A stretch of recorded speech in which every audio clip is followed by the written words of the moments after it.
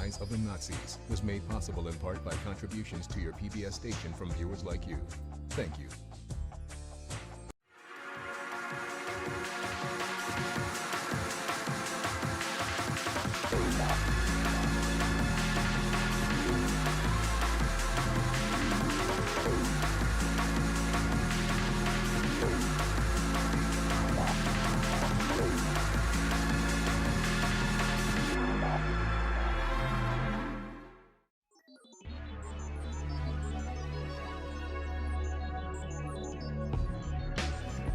Oh, gosh! Charlie.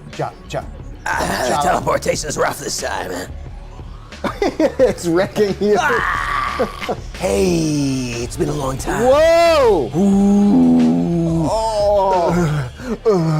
Yes. Welcome to the sideshow! It's a sideshow. Welcome. Hey, what's up? Nice to see you.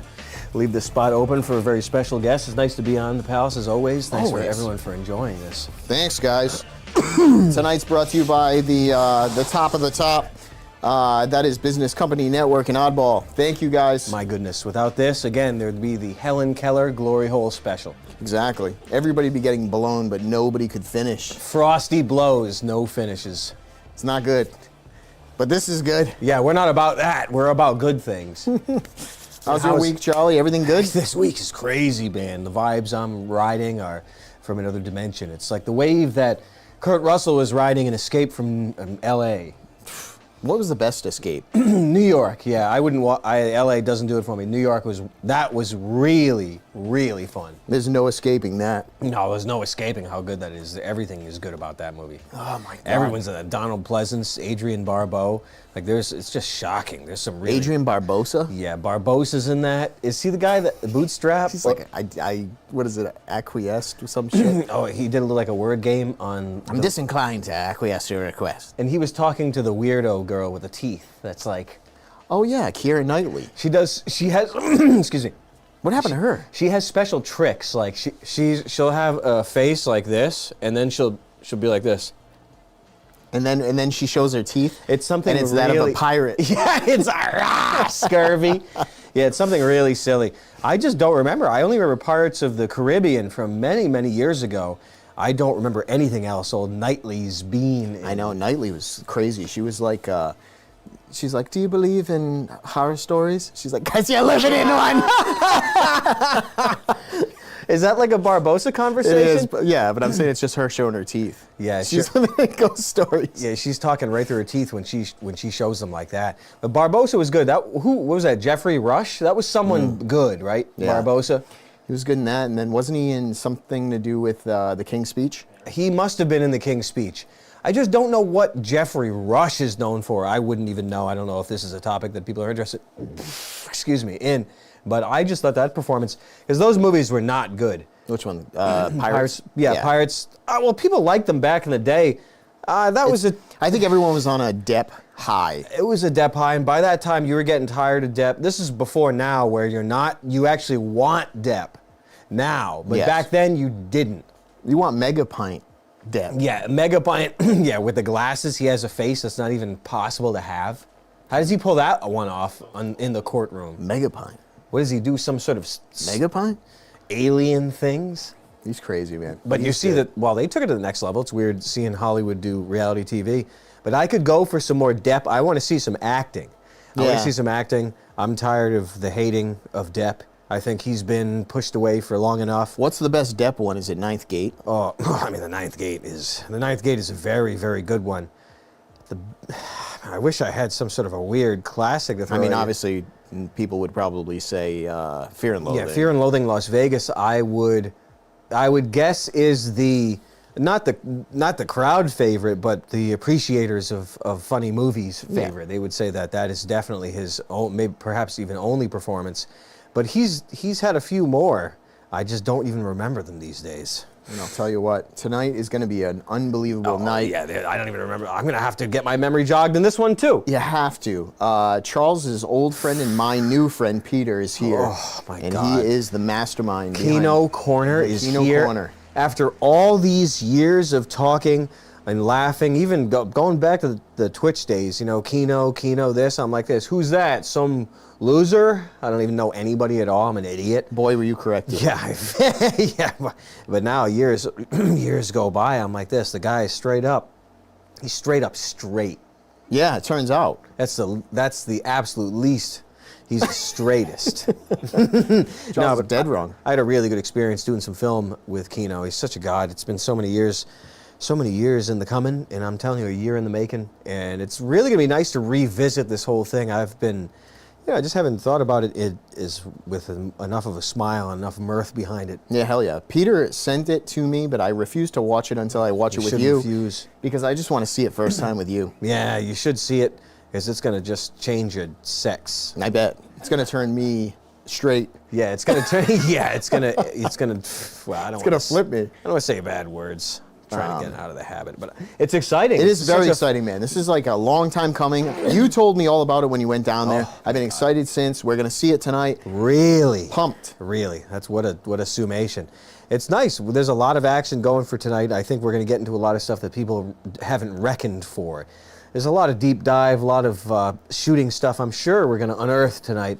People are really going to have their dicks out. I'm hoping everybody gets a taste of what it's like to be on the sidelines of a shoot, and we'll get into all that talk because a lot of it probably is not expected. It really, you know, it's a crazy place to be, is the sidelines of a shoot. It's so and what crazy. goes behind it. A lot of work, obviously, and then the post is always fucking way harder. Post-op. And longer. Yeah, everything's post-op when it comes to these things, and it takes a lot longer to get your things fixed. Things flipped inside out. You get your stuff fixed. Yeah, you get fixed like You an get animal. fixed up. I gotta get fixed like an animal. Charlie, I went out to eat Friday night. Okay. Did I tell you this? I don't know if I did. I don't know if but I heard any eatery stories. I went out to eat on a Friday night, and I can't believe the hype that surrounds movie theaters now. It's a lot like concerts. Really? Concerts are like really popular now. Like they load. I mean, like it's sold out. They sell out constantly. It's like a different thing from like 3 years ago. Everything's popular. So when it comes to movie theaters, I went to 110 Grill, which is side of like a Regal. Yeah. Wicked and Gladiator 2, your two favorite things you've been dying to see for the longest time. I've been writing letters. I said, when are we going to get a sequel to Gladiator? And I said, when are we going to get a remake of Wicked? You've been dying for that stuff. Turns out you're not alone. So, I can't even, this is no exaggeration. Yeah. I had reservations for 7 o'clock. I dropped my wife and my kid off at the door at 1:15, and when I saw the parking lot, I knew I had to drop them off and try to find a parking spot. Yep. When I tell you that there isn't a parking spot within a mile, I not an exaggeration, and when I say there's 200 cars waiting to park, like we're at a casino. Like you'd have to get a shuttle to get to the restaurant. You need a shuttle? They didn't have them there, but I'm saying like, so in other words, fast forward, I won't make this too long. When I finally saw a couple walking out of the restaurant, which is obviously close to where I want to park, Yeah. way closer than the 2 miles away I was looking for a fucking spot, I see a couple walk out. I gas it so hard up to them to get on their ass while they're walking. The guy wanted to jump over my hood and beat the shit out of me, first off, and I felt bad because I was so pissed at this point. I went like 60 miles an hour to get behind him before someone else did, and it looked like I was trying to murder Yeah, him. it looked like hell on wheels, man. Oh, that's rough. So I get there, the guy gives me a look like, what the fuck? And I'm like, sorry, I just have to. I get all the way to the parking spot. They go to pull out. I'm gonna do like a pull forward, back in behind them. Before I'm even getting to that point, I'm waiting now for them to start the car and back up. Another idiot retard comes around the corner and puts on their blinker, right? And I'm like, fuck you. No fucking way. And I am willing to die for this You spot. want him to just park in back of him? Yeah. Oh, yeah. I'm literally going to. No problem. I will fist fight everyone in the car. I was so mad. I was like shaking. I was so mad. So this person pulls out. This person tries to cut me off. And at this point, I don't care if my pickup truck, if I lose half of the truck. Yeah, it just doesn't matter if you drive into RoboCop. So I'm looking in my rearview mirror, and I'm 1 inch from their car, and I'm just pushing them the whole way. And I'm like this, fuck you, the whole time. They're holding down their horn, and I'm pushing their car without touching it. And I'm like, I'm gonna park. I'm like thrown in. I'm ready to get out and just start swinging. Because I was waiting for 45 minutes, and this guy thought he was gonna steal my spot. Real. Over Wicked and Gladiator 2. And which one of those did you go see? Both. No. Yeah! No, I couldn't see it. Considering there's that many cars there, I would have considered going to see one of them. I don't know how you're going to get into any... Like, how many theaters are there? How many people can pack in these things? Pack them like sardines. Anyway, that's my story from Friday night. I was, like, losing my mind. I wish I had a story like that. You should have got out friggin' Hey, cranking you up. at least you finally got a babysitter and you had a good 2 hours to relax. I did, yeah. That is nice. Let me tell you, I had It a worked lot out? of drinks. Oh, yeah. Oh, you drank heavily. Good. As soon as I got in there, I was pounding mules. Okay. And I had, like, 5 meals before my food showed. Yeah. Oh, well, that makes sense. That makes for a night. Nope. Anyway, So you turned into a pirate that night. I was Barbosa by the end of the night. You were pulling yourself up by your bootstraps. yeah. Just to get out of there. I was driving sideways when I left. Anyway, when was the last time you went into a movie theater? Listen, I'll tell you. Last time I went to a movie theater, it was I saw Spirited Away and Howl's Moving Castle. I did some Miyazaki. That was the last time I did theater. Jesus. That's nice. I don't even know what the hell that is. I don't know. I mean, you may remember Howl's Moving Castle from some of the main days back in the day, maybe at the Haddon House. We were playing that during those days along with Excalibur. That was some good years of movie. But you may recall it. Sometimes Nick puts on some Miyazaki movies. You like some of those. Nice. But you probably haven't seen them. Probably not. We went out of our way to see them in the theater, and anime is anime. It's anime, but there's a lot of good in there. But I mean, overall, it was a mistake. This shit does grab my attention, though. Anime has like a weird way of grabbing my attention while I'm making pasta and meatballs for everybody, but it does grab my attention. Yeah, it I don't know, does. something about it. There are special facets to anime that I think are good, but the older stuff is way better. Yeah. So. 90s? Perhaps, maybe even older. Damn. Maybe things would be crazier even in the 70s, at least for the Japanese. I don't know, it depends what you like. Yeah. Depends how many tentacles you like. I don't know what happened in politics this week. I actually half don't give a shit, but... I think there was someone sworn in. There was a woman that is it Tulsi? She's sworn into something yet, or what? Tulsa? I'm waiting for Tulsi Gabbard to be sworn into some that- part of the cabinet. That's the sweet girl. I'm just waiting. The one with the hair. Is she going to be a czar? She's going to be something. I thought they'd have her as a dancer. Oh, they should. She is good. It's just she has the energy of someone who can work a room. Okay. I thought the same thing. I thought she was very charismatic. Yeah, she had charisma, and she could work a room, and they should have her on something good. They will, Charles. They're not idiots. They'll put her in the right spot. Sex czar. Should we go to see what Terry's doing? Terry should be around. You think he's around? I think we can go to Terry, and then after that, we'll probably bring Peter in. Peter after Terry? You want to talk about some other shit? No, I'm just enjoying this. Okay. No, I mean, You it's up guys to do know it's I'm just Thanksgiving, living right? in This real is- time. This is Thanksgiving week. It is Thanksgiving week. And Is it Monday? That means that there is going to be some serious sales going on, or they're going to be continued. When's Thanksgiving? Thursday. I thought it was Monday. Nah, Thursday. It's always a Thursday. This year, Charles, is on Thursday. Whatever I think the days fall on doesn't matter. I'll tell you there's a sale going on right now. Charles, didn't you say you had some deep thoughts about Thanksgiving, the way it was like traditionally done, right? You said it was pretty traditional. Yeah, there's a traditional style of Thanksgiving. You talking about the guys with the feathers on their heads and the pilgrims at the fucking table? Yeah, the way it really went down. Wait, Cornucopias and shit. No, but cornucopias of plenty. No, you mean the way it went down. You're talking about the guys sitting down at the table, okay? There's pilgrims that just flew in from the Mayflower. They got the hats on, and they're like, listen, we brought technology of freaking squash or something like that. And then the guys on the other side, they're used to skinning people alive and then roasting them over fires and stuff like that. And they're like, well, we have the technology. We grow this maize. We call it maize.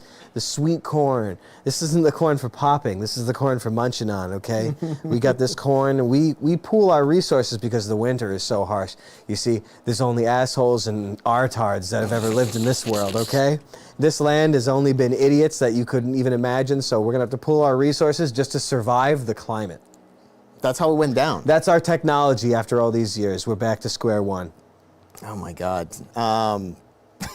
So what I think happened is that the Pilgrims started seeing some of the natives, and I think they started to see the look in their eyes, and they were like this. These guys are alcoholics. yeah, they saw a sparkle in their eyes. They knew that fire water would do a number. They say if they really needed to do a number, they'd pull out the frickin' smallpox blankets and give them a dump job, or better yet, give them some vaccines or something like that. Yeah, you know, something good. That's what they bring to the table. Yeah, they took the American Indians down to Chinatown. I'll tell you that. There we go. All right, so let's hear from Terry. See what's going on. Lusty Pilgrims. Lusty Terry. Yeah, Terry's lusty tonight. Ooh. Yo, hey, Charles and Eric. This is Terry Greenbeans here, investigative journalist, bringing you guys a special report. Okay, so I know it's Thanksgiving week, so I just want to say what's up. Happy Thanksgiving, everybody. And then, do you guys have any plans? What are you guys doing for Thanksgiving? I've got like 30 people coming over to my house, Terry. It's going to be a big, big get-together over the Hayden household. I have 60 people coming over my house. I'll tell you, we're all going to get laid. Everybody's getting laid. Perfect. That sounds awesome. I love Thanksgiving. I love eating a lot of food. I love getting fat. But I wanted to kind of remind everybody a little bit of the story of Thanksgiving in the original part of it, okay? Not any of the first Thanksgiving, but the original settlement at Plymouth Rock, okay? The Mayflower Compact. I just wanted to remind everybody that the first settlement in America from England was Plymouth. They sailed here on the Mayflower, no big deal, on a ship back in 1620. And they made this thing called the Mayflower Compact, which basically was a set of rules that they all agreed upon under God. That literally led the way to our laws today in American democracy, allegedly, if you believe in that. But so the one thing I wanted to really take home for everybody here that's listening is that our first settlement was Puritans, right? They were radical Christian fundamentalists, okay? That's who founded our country. That's who started it. Don't let anybody tell you any differently. So did we do a good job? Are we all a Christian country in a good way? I don't know. That's for somebody else to decide. But for the Apaches. Just remember, they were leaving the Church of England. They didn't like it. They were Puritans, okay? Radical Christian fundamentalists. What you want to do is read the Mayflower Compact, okay? That was the first thing. By God, ordained by God, a lot of God talk. So amen. God bless you guys. Back to Charles and Eric in the studio. This is Terry Greenbeans. Nice. Reporting out. Thanks, Terry, man. Terry, that was more interesting than my rendition of whatever sort of heathen nightmare I described. Hell yeah. Whoa. Whoa. What is this? Is this a man? Is this a man? Is this a man? Or is this head?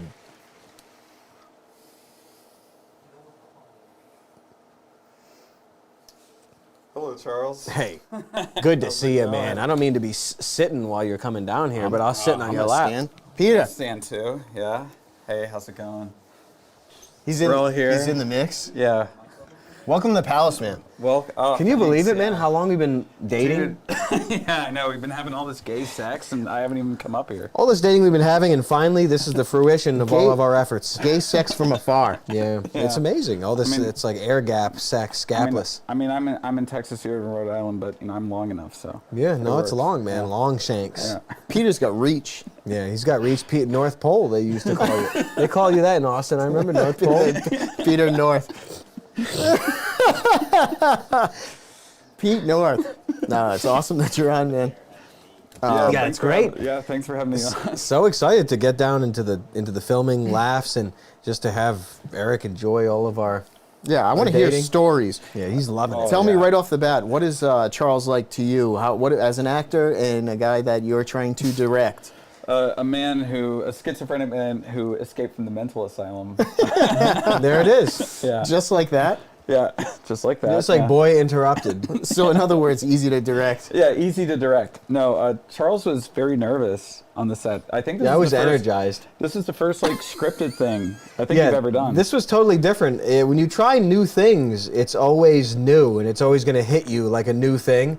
Unless you really rehearse, and do a lot of things like that. on your own, even before you even get on set. But if you don't do that, then you sort of take it. Yeah, and I mean, there was a lot of pressure because we didn't have that many days of filming, and it was on film, so it was like, whenever we film something, it's not like, oh, I could go back and delete it or whatever. It's not a digital situation. Yeah. It's so much different. If I mean, honestly, I don't think I could even hack it. I'll be honest with you. It was silly, man. Just knowing that it's film would scare the shit out of me so much where I would be fumbling. I guess we're used to improv, and we're used to taking a lot of takes. Yeah. And even just having that, like... it's the opposite of what I'm used to. The exact opposite. Like, tons of rehearsal, tons of time setting up lights and trying to get everything just right.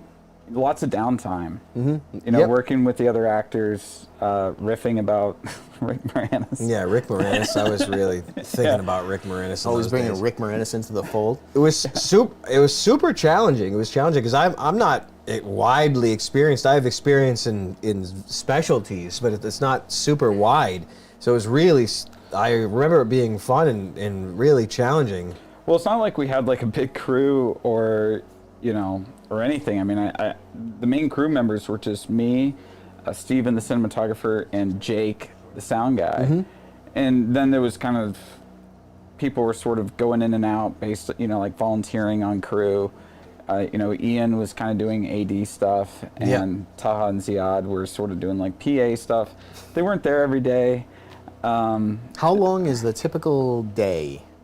The days were freaking. The days went on for days. The days and the nights, they just bled together. Yeah, it was like every day was night on the long time. I don't think I slept at all for those 3 days. Yeah, there were times where you couldn't. Yeah. And then at the wrap party, we were at the place where y'all were staying, and I mean, we really started to drink. You know, started to drink and have fun and everything. But I think after like 30 minutes, I said, I'm just gonna go like sit on this couch for a sec. You passed out? I went on the couch, I passed out. I woke up something like 5 hours later. It was like 2, 3 a.m. in the morning. I had no idea where I was. I thought that I slept in and we had another shooting day. So I wake up, I start freaking out. I start freaking out and I'm saying like, oh my gosh, I slept in. Like we have to get to this location now. We got to do this. We got to do that. And everyone is there and they're like, what are you talking about? And I go, we got to shoot. And they're like, no, it's done. And then I like look outside. I like look outside, and it's obviously nighttime. But I don't know. I was just being really stupid. I was like, is it day or is it night? So you were stuck in. You were probably stuck in panic mode because you were panicking for 72 hours. I was 100% stuck in panic mode. Yeah, that was a nightmare. Yeah, that was, especially after that last night, which we did something like a 17-hour-long day. 17 hours, man. Yeah. Was it a 17 banger? Yeah, it was like 17. It was crazy. We had to knock all that stuff out that we made in the studio. You know, all the stuff that was in the little like makeshift studio that I made. Yeah. We had to knock all that out basically in like one night. At the end of the night, even after a long banger. Yeah, and that day, at the beginning of it, we were shooting that jazz club scene, and we had to get in and out in like 4 hours, and it might seem like, 4 hours. We were right down to the minute. That's we were down to the second. Yeah, we were down to the second. We were down to the second. Down to the 4 second. hours? And how's the film stash like sitting? Yeah, no, on the last night, I went to Charles and I said, hey, Charles and Chris, no pressure, but we only have one roll of film left. Yeah. There's one roll. Like, we have one take, then they got to open. So it's like 4 hours for like 90 seconds of freaking film. What was it there? I don't even know what was filmed in that day. It was when Chris first approaches you. But it wasn't like, it wasn't long. It's less than 90 seconds. Yeah. Yeah. Oh, it's okay, less than 90. Less than 90 4 seconds. hours. Yeah, less than 90 seconds. Yeah. I thought we had to rearrange the entire floor of the jazz club. Now, see, we got the jazz club for free because the owner was friends with one of my friends.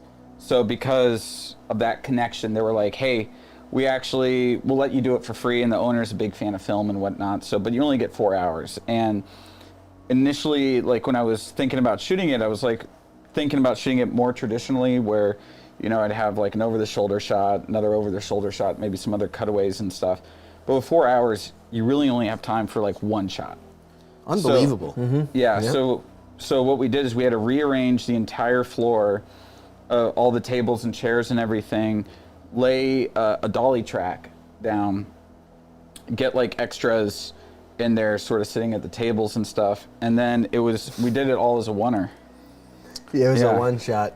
And I think that Can't believe those days. Yeah, I think that was the one. High pressure. It was crazy. Shot. It is crazy. Yeah, that was the one shot where I think we did 7 takes of that, and that was the most takes we ever did for a single shot, because it's like we were working on basically nothing the whole time. Yeah. So how much prep goes into what you had to prep prior to, let's say, even Charles coming out there? Like, there was 72 hours of shooting, right? Yeah. Roughly? Yeah. How much prep goes in prior to that to set something up like this? So I had to do all the deals and everything myself. So I knew that I was writing it mostly for Charles, but I went through Sam and I asked Sam if like any of you guys were free to do something, and I wanted him to say Charles, and then he said Charles, and so I was like, okay, I'll do Charles. I don't know. I was like, it was weird, but for all the other, it's not weird. All the other people, all the other actors, and I think there's like 4 or 5 other actors in here, and it's like Paul Addison, who's like the young Gregory Peck, the Patrick Mahoney. Oh yeah, the actors were so good. Yeah, so good. Paul Addison, Ariana Evangelia, Chris Connell, Joseph Baum. There were something like so good. There were something like 7,000 applicants to audition. Blows my mind. Yeah, isn't that it shocked everyone, even God. Yeah, so we went on Actors Access, and I had just thousands, and it sounds like it would be a lot of work. I mean, it was a decent bit of work, but it wasn't that much work. To go through that many? I just see their headshot. I'm like, yeah, ugly. Weird. So not the right look, it's not the right look. Yeah, not the right look. Or it's like, why are you even applying to this? Like, you look nothing like the description. There was a lot of that, So you boil it down to much, much, much, much fewer people, and then you do callbacks, and then they do tapes reading stuff from the script, and even then it's like you watch like 10 seconds, and in the first 10 seconds if it's good or if it's bad. If it's good, you keep watching and you watch the whole thing, but if it's bad, you just click off. Yeah. So it's not as much work as it might seem like from that number. But no, it was a couple months. It was probably like maybe a month and a half. I had to talk to Ari Rental that we went through, and MPS, which did all the gear, and everything was done like very last minute. I had we had a whole different script, and I had to rewrite the script in one weekend. And yeah, I remember it. Yeah. I remember that. Why did it? Now that you mention it, why did it need to be rewritten? So basically, the guy who's funding it was like, he didn't like the original script, and it was a script that he asked me to write. He's a script writer. And so then I was like, okay, well, do you know what you want? And he said, I don't know. I go, okay, I'm gonna write a film noir. Like, I'm gonna do a film noir. And I just said that, I think because I was just on a film noir kick. I think I'd just seen The Trial in theaters. And so then that weekend I watched all these old film noir movies, or rewatched them, I like The Big Sleep and Double Indemnity and Out of the Past, all these Jacques Tourneur and Howard Hawks movies, these Billy Wilder films. And it got you in the mood. Yeah, I was just trying to find something to grasp onto, and I was sleep happy at 2 a.m. Sunday night, and I wrote the whole thing Sunday night when I'm just feeling goofy. Yeah. I remember that. Yeah. Surreal times. Yeah, it was, and then I had to go through ERICK, and we were renting a ERICK 416 for this, and they didn't have one 416, so we sort of Frankenstein monstered a camera for this. So it's some parts of the camera were sent from New York, other parts were sent from Burbank, and other parts were sent from New Orleans. It was a weird a weird setup, yeah. And even then, when we got the equipment, some of the equipment just didn't work. And I was just gonna say, my panic thinking about that How do you is handle that, when you grab equipment from across country, right? You're splicing everything together. My fear is that it doesn't work when everyone's down there. This, oh my God. So we didn't get everything worked though. Well, you think that, but no, it did not work. So it was actually something that you wouldn't even think about. It's so small, you wouldn't even think about it. It was the rods that go under the lens. we got sent the wrong sized rods. So Steven and I were like, what's that? Just like the body sits on the rods? That no, thing? like you hook the rods underneath, and the rods go under the lens, so you can put stuff like focus pull or zoom pull on the rods. You know, you can and you can put the map sniper light on. Yeah, and you can put the matte box on the rods. Well, they sent us a matte box that attached to the lens, which made every time we had to change filters, it took so long. And so Steven and I were like up all night the night before trying to kind of come up with one solution, and we decided that we would just go to Home Depot the next morning, so we got about 1 hour's sleep. Just like pick up rods that fit. It's crazy. Yeah. To get this thing done, what everyone went through was insane. Yeah. What you guys went through was so we go to Home Depot like 5 in the morning.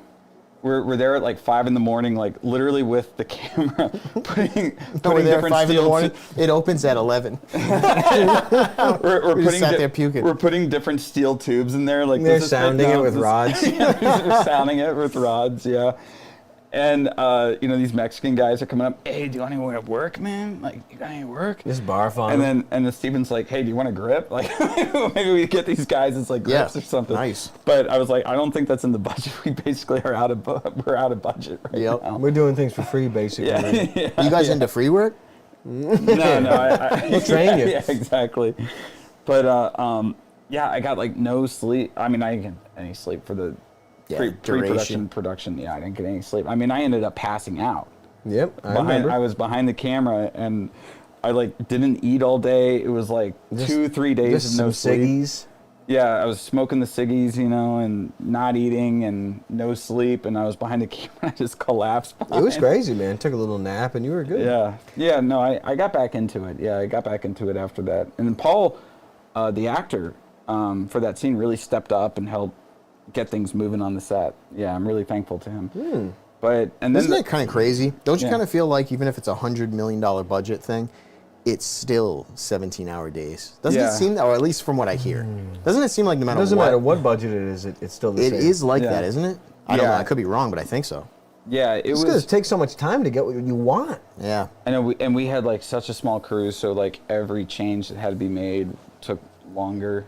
You know, it's not like we had a whole G&E team. We had like nobody. I mean, it was just like if you want it done, you're gonna have to do it yourself. Yeah, exactly. We were all doing multiple jobs. I was the director, but I was also loading all the film. Yeah, you had the tent. Yeah, I had the tent. It was everything. I put the magazines in there. You know, I put it in and do all the changing and everything. You know, you have to do it all by feel, because you can't. And there's no light. You can't. There's no light. Yeah. Yeah. You have to feel your way through it. You know, it's disgusting. There's no light. I've done this as a job, so it's not a big deal. Yeah.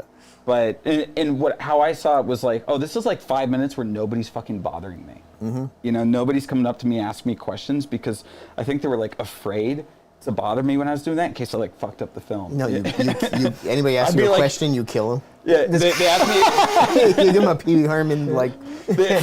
They asked me a question. I just like take the film out and I'm like, that's your scene. It's over. It's destroyed. It's over.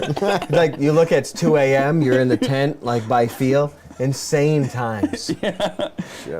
Yeah, I'd be like in weird places with the tent. You come over and I'm kind of staring like this. He was possessed at some points. Yeah, I was. I can't believe those times, man. They were so crazy. You would have really enjoyed seeing them or acting them. They're so.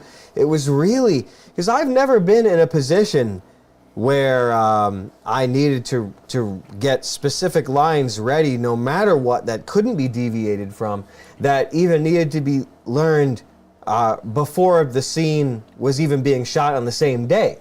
So there were a lot of times that there was only time to get to this scene right before it. We had, a handful of hours before, because the setup would take a long time. But the experience of Chris and everyone and all the other, I'm the least experienced out of all the actors on the set that came on.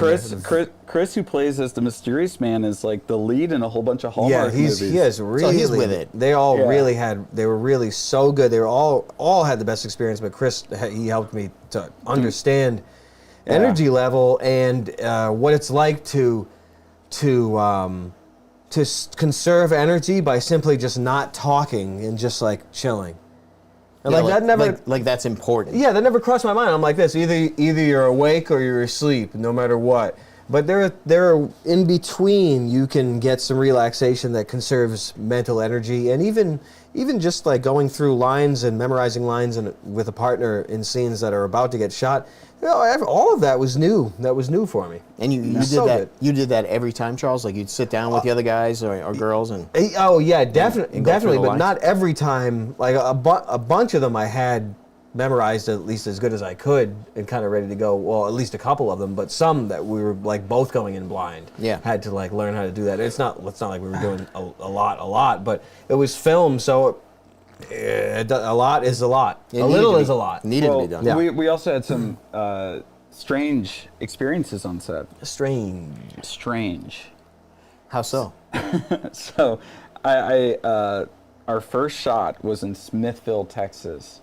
Smithville is about 45 minutes south of Austin.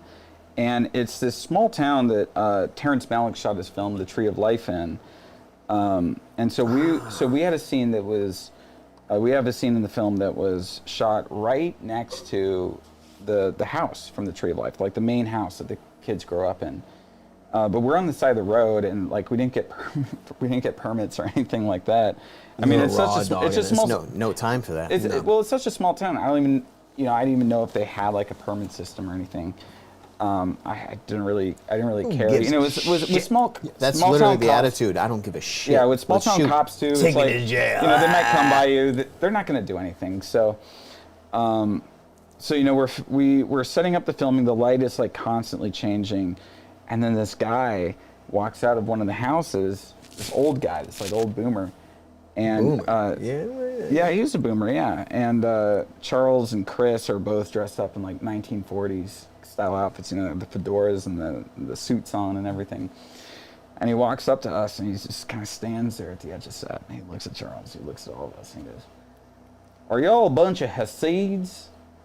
And one of us says, "Come again?" He goes, Wow. "Y'all them Hasidic Jews?" Yeah, it was a shocking question. I've never gotten a question like that. No, I've never been asked that. Yeah, I've never been asked that before. And I think you were like, "No, we're just doing a movie." He goes, "All right, I just want to see what was happening." And then we started talking to him a little bit, just making sure. Really, I was just making sure that we were Not going to deal with anything else. Yeah, that we were just kind of cool with the locals, and it seemed like we were. So he goes back inside. He comes back out a few minutes later, shirtless now. And Looks like it warmed up a little bit. He warmed up to us. It's like, sure you don't need me for anything? No, that's literally what he's saying. He came out shirtless with his book in his hand. And honestly, I was just like, we haven't even filmed one thing for this. Like, we have to finally film something. Got gear flying off the back of the truck on the way there. Oh, really? Yeah, some of the floppies were like, one of the guys put the floppies on top, and of course, you know, it's like cloth. So they got on the interstate. The wind picks it up. It's like a fucking sail. It's a perfect sail. Yeah, it was really good. It was good as hell. And we were driving behind them, but we're maybe half a mile behind them, and I drive by these things, and I was like, is that our gear on this road? That'd be it. Yeah. Them's the flops. Yeah, but this guy comes out shirtless, and he's walking straight to me. Chris intercepts him. And he has this book in his hand, and it's some like old book from like the early 20th century that's like the power of the white race. Yeah, it was a classic, so I've been told that it was a classic. Yeah, and he opens the book up. He starts reading it to Chris, you know, with the whole like finger. He's like reading it out loud. He reads the entire book. You guys weren't pinched on time at all. You listened to a whole friggin'... Yeah. Unbelievable. I was just like pissed because we hadn't shot anything yet, and I basically had to kick him off. I was like, "Look, okay, we have to shoot." He's like, "All right." The train sound's done. Like, let's shoot while the sound is because we had clean. to shoot in between trains coming in. Yeah. You know, there's a lot of trains coming in, but that was like the first day. I had 1 hour of sleep. I was super frustrated. Isn't it weird? It's very weird to me. Just me personally, if I see someone with a camera, I usually get the fuck out of the way. Doesn't that just seem like natural? Like, they're doing something. Let me get out of their space.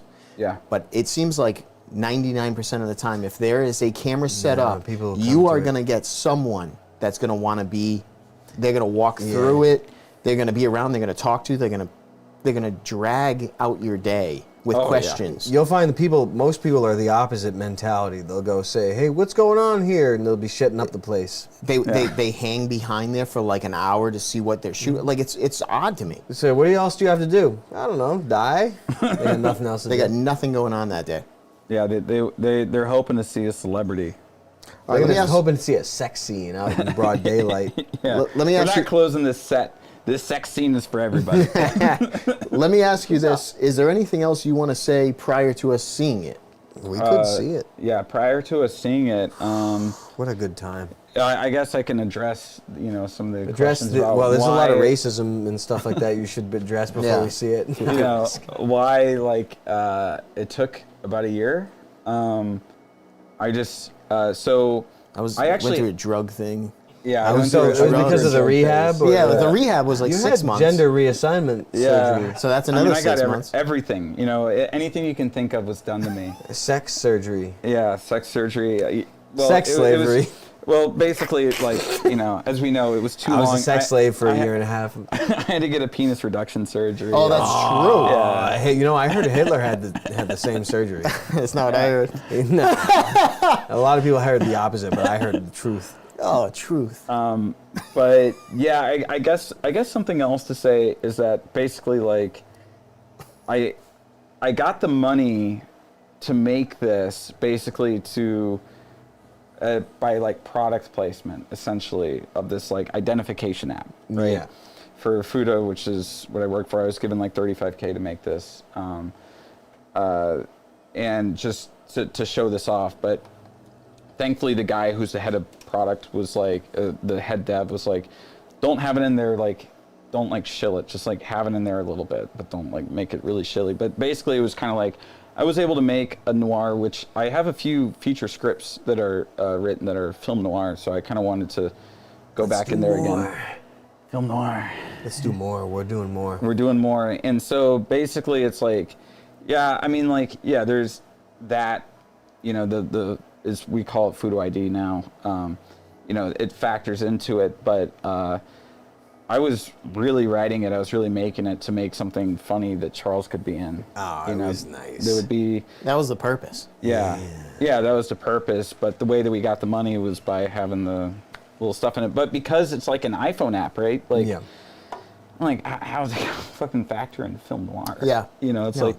So. And not showcase it, but just barely. Yeah, but so that's why. Bare skin. Bare skin. But that's why I don't know if you can even say third act of the script or what. I don't know if there's a third act in a short film. Okay. Sure there is.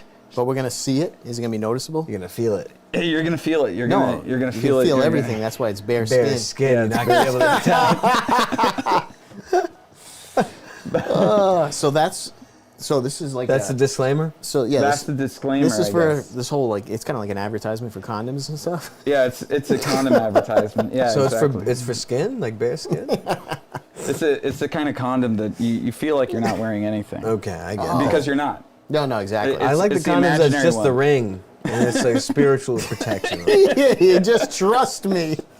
Yeah, no, it's there. It's just you can't see it. You have to have faith. Yeah. You can't see it, you can't feel it, but don't worry. It's a faith ring. It's close. That's all you need to know. All right. I would say let's Is it time to premiere this thing? Is it time to I want to see Charlie's skills. Yeah. Let's showcase Oh them. my God, I've been so excited. And of course, Peter. All right, we're gonna mute you guys for it, okay? Yes. Okay. Yes, I want to see it all. Is it time? Slap your cheeks together.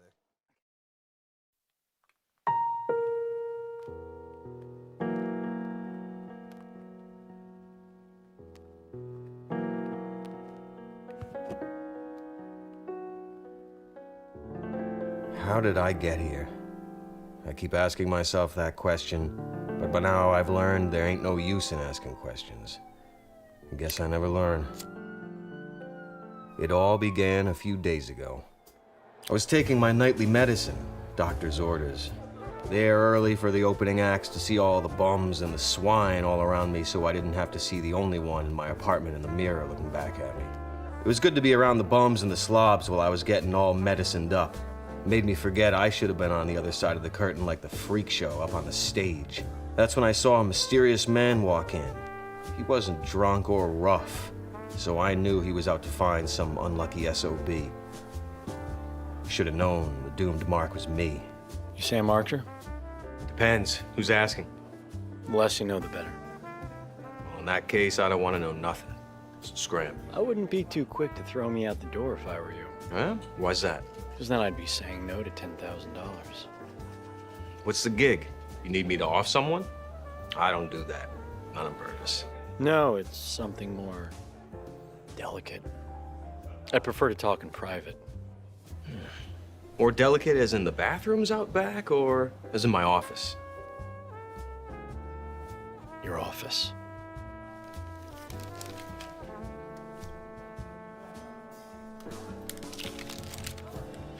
Meet me here in an hour.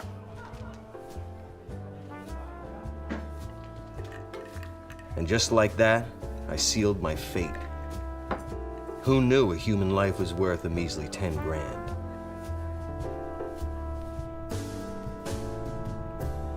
Just over here. Wait.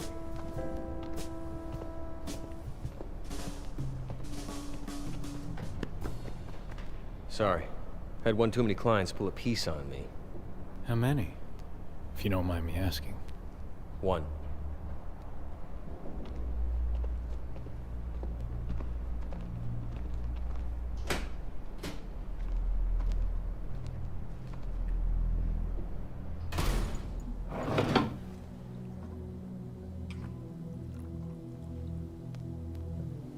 No. Thanks. Suit yourself. You drink this much on the job? I'm an alcoholic. Verified. Well, I'm going to have to ask you to lighten up on the liquor for this assignment.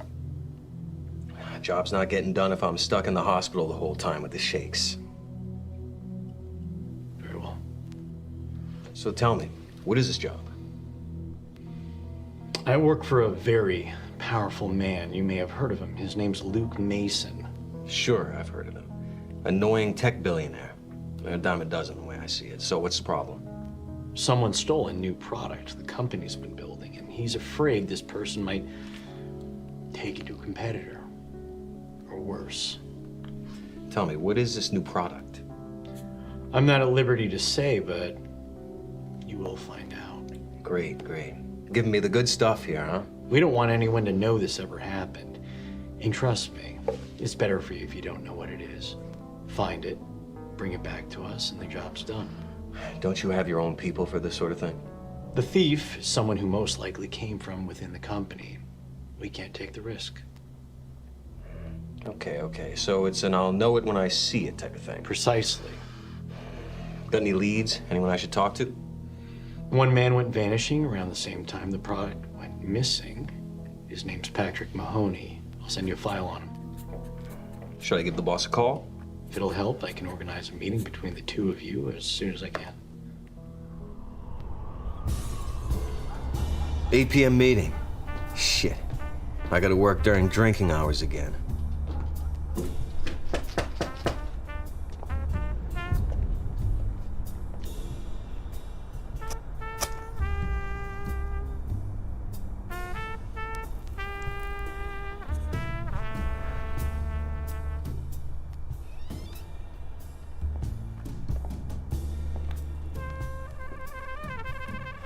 Could you not smoke?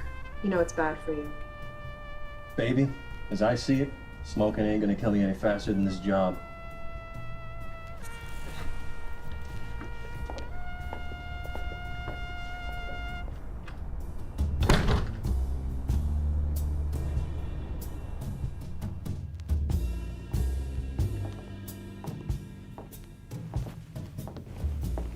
Want anything to drink? I need something strong. Blood, it's like molasses. Need to thin it out ice cold. Of course.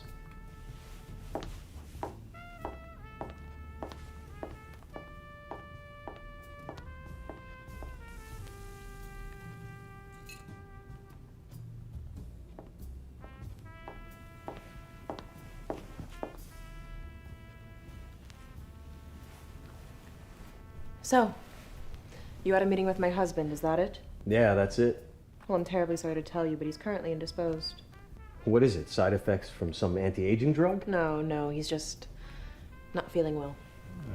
In that case, maybe you can help me. What did you have in mind? I've got a lot of things in mind, but only one has got to do with the case. Careful now. Do you know who you're talking to? No, but I'd like to get to know her. You're only a criminal if you get caught. My job is to catch him. And it looks like we're safe. But I should tell you, I'm a black widow. Verified. Had 3 ex-husbands die under mysterious causes. And I'm a crazy chaser. Verified. 6 exes ended up in the loony bin. Met 2 of them there as well. So why don't you just kill me now and we'll call it a relationship well lived. Look, I know you're a busy lady, so I'll get down to brass tacks. I'm looking for a man. Name's Patrick Mahoney, you know? Yeah, I do. You know where I might find him? No. But I know how to find him.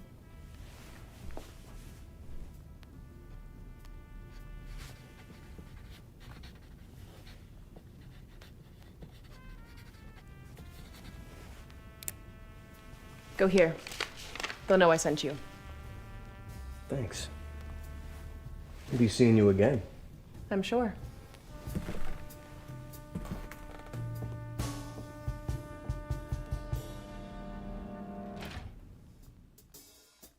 Barbara had me meet with some of the eggheads. Turns out this company can track anyone, anywhere. Shit, they might be putting me out of a job. I gotta wonder, if they can find this guy so easily, then why hire me?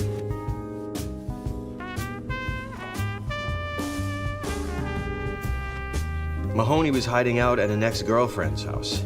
You don't do that unless you're on the run from the law, a corporation, or an ex-wife. I should know.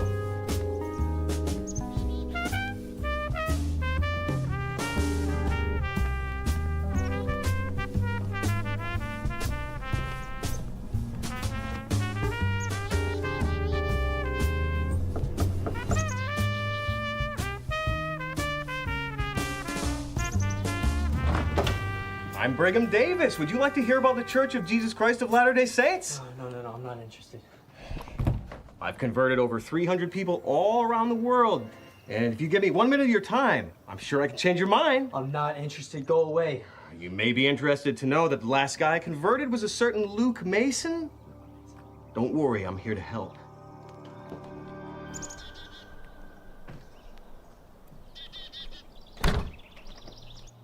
Whoa, what are you doing? Who are you? You got your cell phone on you? Yeah. Idiot, it led me straight to you. Now be straight with me. Did you steal the gadget that has Luke all up in a fuss? No, I didn't steal anything, I swear. And why the hell are you holed up in a place like this? What's your angle?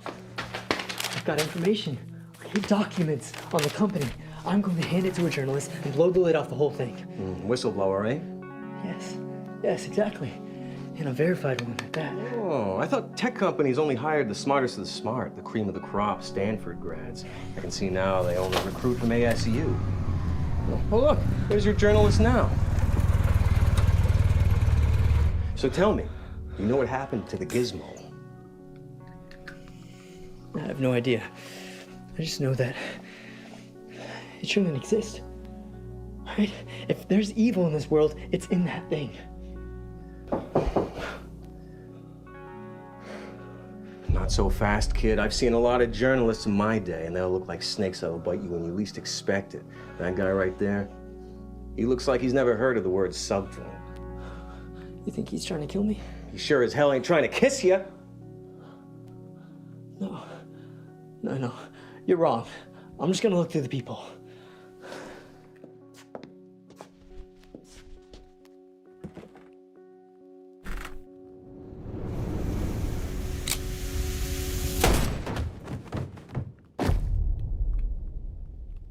If I knew my job was to be a patsy for a self-righteous billionaire, then I'd have asked for more pay. As it stood, I wasn't willing to take 10 grand for 10 to 20 in the clink. Congrats, Gumshoe. A job well done. I didn't sign a contract to be a patsy. That's true. But every assassination needs a fall guy. My man is too good to have in prison. He's got 25 confirmed kills. Yeah, it was a pleasure to help. Got anything else I need to take the fall for? Tax fraud, assault, sexual harassment? From what I hear, you wouldn't be taking a fall for that last one. I take it you already called the cops. We haven't. Not yet. But we will. In due time. Since I'm here waiting for the boys in blue like a sucker, would you humor me for a minute? Sure thing. What's this thing you're so protective about? What's it do? It's not virtual reality or augmented reality. It's a new reality. A better reality. One where everything bad doesn't exist. One where I control what people do, say, and think. People don't know what's best for them. But I do. So you're just like all the others. What do you mean by that? Excuse my French, but narcissistic prick is a good descriptor.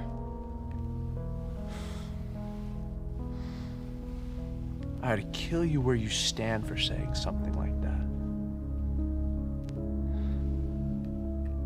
But I have a better idea. Oh yeah? Set me up for my own murder?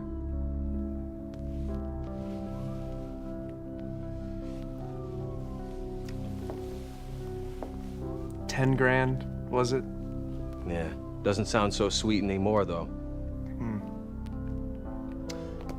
It's in your account.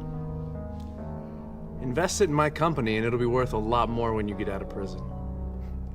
You keep your mouth shut, and I'll make it worth your while.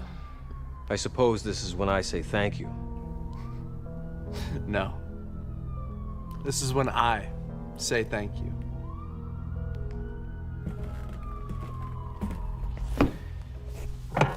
Real splendid job you got me there. It was necessary, but I'm sorry. Oh yeah? Me too. I need to talk to you. Yeah, sure. You got another 15 years in the clink you want me to serve? No, but I know you're in a bind and I can get you out of it. How so? Do you know who you are? What kind of question is that? What were you doing before we met? Do you remember your life from a year ago, or a month ago, maybe even a week ago? Do you know that I could erase your memories with a push of a button? As a matter of fact, no. Have you ever wondered why every bar is your favorite brand of whiskey? Why every shop you like to visit is just a short distance away? Do you really think it's normal for people to walk up to you on the street and advertise the latest dating service to you? Sure, why not?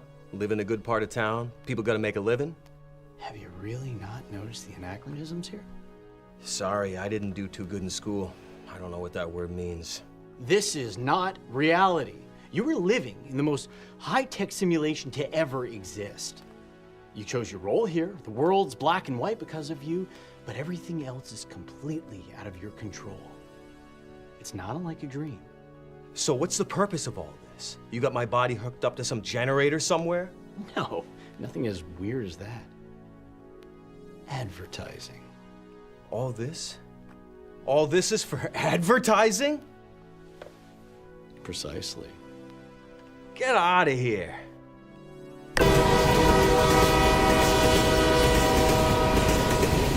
This technology will be used for evil. Soon enough, people like Luke will control everyone's lives. The virtual will be more real than the real. Your thoughts, beliefs, and actions will be the plaything of this corporation. Who are you? I'm the real whistleblower. You came here to meet me. I stole the device. Was the other guy real? Did he actually die? You need to figure out who you are. Am I dead? Who am I? Who am I? Who am I?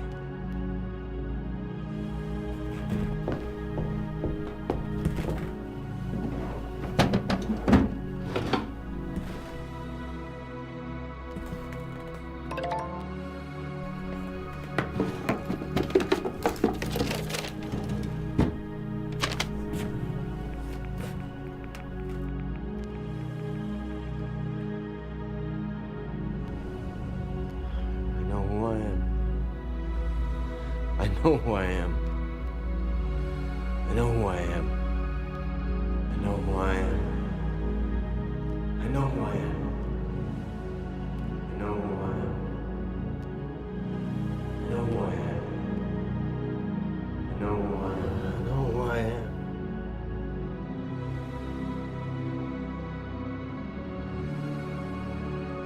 Am I dead? Not yet. We gotta get out of here as soon as possible. They know where we are. You okay? Yeah, I think so. Good. Because now the real work's begun. This just in. Our sources are confirming that the murderer of Patrick Mahoney is a man named Sam Archer. His motives are still unclear, and he has yet to be apprehended. Police are working on locating him and arresting him, and are advising people to consider him armed and very dangerous.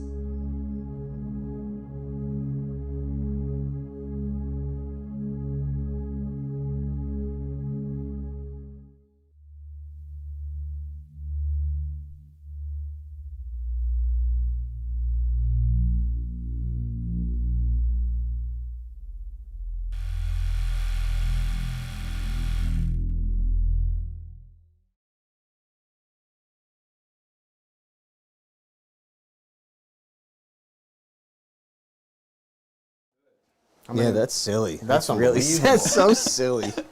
Actually, we'll just hang here. Yeah, I mean, is it here? Can you see us? Can you see us? We're just gonna drink Hennessy. We're hanging out by the Hennessy station. Unbelievable. Isn't that silly? Excuse me. That's nasty. That was so silly. Here, put some. I mean, I have some in here, but you know. Woo! There we go.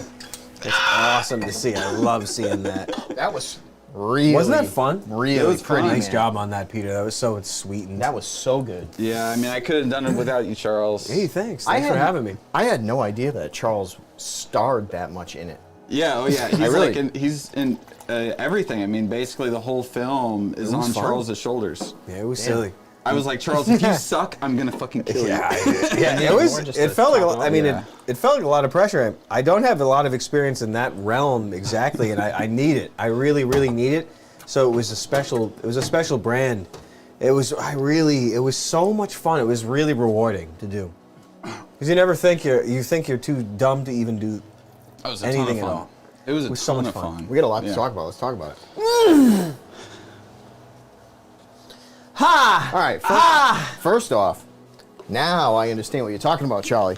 Do you get it? The idea that the takes are longer than I thought they were. Yep. So there's especially the first one. Do you like how long the takes are? The first one, when they're sitting, across from each other and they're talking, that was a long ass take. Yeah. Mm-hmm. Yeah. That came. What do you think of that? Freaking crazy. Yeah, that came partially because I was really at that time really into Belatar, and like his takes are like 6, 7, 10 minutes long in his movies. And like, if anyone who's watching this stream, like, go watch this movie called Werkmeister Harmonies. One of the best films of all time. All right. One of the best. I watched Satan Tango, which is like 7.5 hours. It's a Belatar movie, and it literally takes place over 2 days.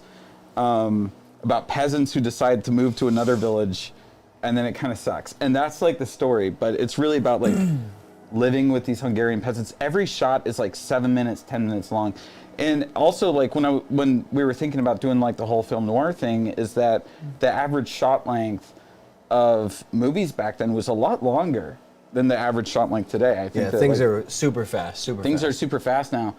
So how I decided to edit it and shoot it was that as he's getting closer to kind of breaking out of that film noir world, the editing would get faster. So you notice when he's talking to the CEO and when he's talking to the mysterious man at the end, like it's one shots on each of them, and it's cutting back and forth. So they're only like maybe like 4 or 5 seconds long, a piece. Maybe a little longer, maybe a little shorter. But at the beginning, it's all long shots, because that's kind of how a lot of these old movies, were filmed. They were filmed as like, it was a 2-shot, 2 actors in the shot talking and, doing all that. And then as kind of this reality is breaking apart, the editing becomes more and more modern. And then it finally kind of breaks and it goes into digital at the very end. And I wanted it to be digital at the very end. I mean, we had leftover color film, but I wanted it to be like this visual like punch. Where you're like, oh, this is not like what I've been watching before. You know? And also just to show that, yeah, digital does look different than film. Film is better. Before we get too deep into it, I would like to bring out a donation from Winona Riders. $50. Thank you, Winona Riders. Fifth Tone. 50 bones. Dennis Leary. Dennis Leary, $50. Thanks for watching, Dennis. I appreciate it. Dennis says, please don't give up. If you won't, I won't. And there it Sounds is. good. I'm not giving up. Sometimes you can't stop, even if you need to. That's awesome. Thank you for that. Thanks. As far as the lighting goes, because obviously that was a big deal. How hard is it to isolate? Is it? Well, I'll say this: is there a difference between digital and film when it comes to lighting? Oh yeah, 100%. A big difference. And there's also a difference between film stocks, right? So I had done some tests on black and white film, but I hadn't really dived too deep into what it meant to shoot on black and white. But black and white film operates almost opposite of color film. So color film, you actually kind of want to overexpose it because you can go 6 stops overexposed and still retain all the information. But you don't really want to underexpose it because you start to lose information in the shadows. Black and white film is the exact opposite, where you can go maybe 3 stops overexposed, but you can go 6 stops underexposed. So we actually were trying to underexpose everything by about 1 stop so that everything would be kind of in the safe zone, which actually is good for like these dark scenes. And a lot of these like European movies of the 50s and 60s were shot on this exact film stock that we were shooting on. It hasn't changed since the 50s. So like La Dolce Vita and 8.5, they were shot on this exact same film stock. Because it's really good in low light, but you have to think differently about the light. You don't want the light to be too harsh, unless you know you really want that effect or whatever. So it's a lot different. Black and white and color, lighting it is and shooting is way different. Yeah, but as far as like difference between shooting on digital versus shooting on film, like we had a monitor on the 416. I was just gonna ask that. That's something I don't know because I'm an idiot. Yeah, we had a monitor and it was. I didn't know that either. I was like, I'm thinking, are you looking through a lens? Do you have to wait for a few days to see how it looked? Yeah, right. Yeah, how long does it take to expose? No, yeah. And no, I hear you. Shaking it. I have a light meter, so I was using the light meter, right? Because that's how I was trained, was to use a light meter to go up and do the incident and also like the long distance, light meter to see like what we should be exposing at. And but we did have, and the monitor basically showed us. I think that there has to be some code or something in the film stock that tells the camera what film stock you're using, what the ASA is. It actually knows like how to show it to you on the monitor. So when I got the film back, it looked exactly how it looked on the monitor. So what? So you had it set the way it's going to look perfectly. Yeah. Basically, yeah. I knew exactly how it was going to look, and it actually ended up looking better than I thought it was going to look. But it took a while because I had all afterwards. We launched, literally the day after I dropped off all the equipment and everything, and I was tired. I was like so tired. We had this launch of another app at my company, and they're like, you have to start making videos for this app. We have to start pushing this app right now because like we didn't know that it was going to launch. So I had to go in like full time, just doing like 15-hour days right after. Your brain's already wrapped. What is this? Yeah. Oh, God. Well, that sounds nice. Yeah, it was very nice. I was very happy that I didn't get any sleep. Yeah, I was like, I was happy with all the timing. Happy about things like that. I was happy with the terrible timing of all this. Yeah, and so I was just like pushing out like all this promotional stuff and doing all this and like long days, long nights, and everything. The whole next weekend was wrecked because I was just back at the office just doing long days, suicidal nights. Yeah, long days, suicidal nights. I mean, that's me every night. Oh yeah, how about the girl? She good? Yes. Yeah. Yeah, she was great. Ariana, yeah. Everyone was so good. I felt like by far the least of everyone acting in the whole thing. Like everyone was experienced and good. It was so nice to be around. So I went in, I hung out with Ariana and Paul, who was the whistleblower, Patrick Mahoney. Yeah, he was nuts. So I was telling you that Ariana and we were in the hot tub with some members of the band The Pixies. No, we're talking Fight Club. Fight Club The Pixies. Oh, wow. Yeah. And it was a total like coincidence. There's just a couple of the members came over to the house I was staying at, and then they were like, "Hey, do you want to like go to the hot cover tub with one us?" of our songs with us? yeah, exactly. Yeah, hot tub. I mean, that sounds so soothing. Man, hot tubs are the best. I love hot Dude, tubs. it was awesome. You can't find hot tub. Well, Charles did find No. some on the stand-up run. Yeah, they're extinct. Oh, a couple, right? But in other words, hotels as a whole, they took away hot tubs. Yeah, you can't find as hot tubs. As a whole, no. But there were a few. But when there was a hot tub around, there was a sauna, and I'm just not gonna. If there's a sauna around me, I'm just not gonna go in a hot tub. I'm just not gonna end up doing it. So I just do the sauna. So if there's a sauna, basically the hotel's spot out enough where they have a hot tub too. Exactly. Yeah. Yeah. There was some good one. Arizona though. You got to go in the sauna. I mean, that's like very The sauna. Scandinavian. Nothing beat you. You get all the toxins out of your skin. And you sweat at work, and you know I get that. But when you do when it's like 2:30, and you're in there for however many minutes, it's different. It does something to you. No, but you have to do the sauna. I'm telling you, it's so good. Yeah, you have to do the sauna, literally. and then you got to do a cold plunge. You right feel after. yourself. Yeah, I mean, I've done a cold bath after in Arizona. The spa was so good. The sauna was hot, and it was big enough to where you and your boys could go in it, and you could fuck. No, you could walk around. But Charles, how long do you stay in 2:30? Oh no, not long at all. When it's really hot. First of all, if you're sitting at the top, you got to put a towel on your face, or you got to get down to the floor level, or you're gonna cook your. I mean, maybe everyone else can just do it. Maybe I'm sensitive to that sort of thing, but I have sauna experience because I'm gay. No, but I think about it like. No, you're a Viking. Yeah, if I'm heating up cold chicken parm from last night and I throw it in there for 2:30 for like 20 minutes, I think it's going to be good to eat. So I think it's scary as hell jumping in a sauna at 2:30 for a while. Yeah. No, well, I mean.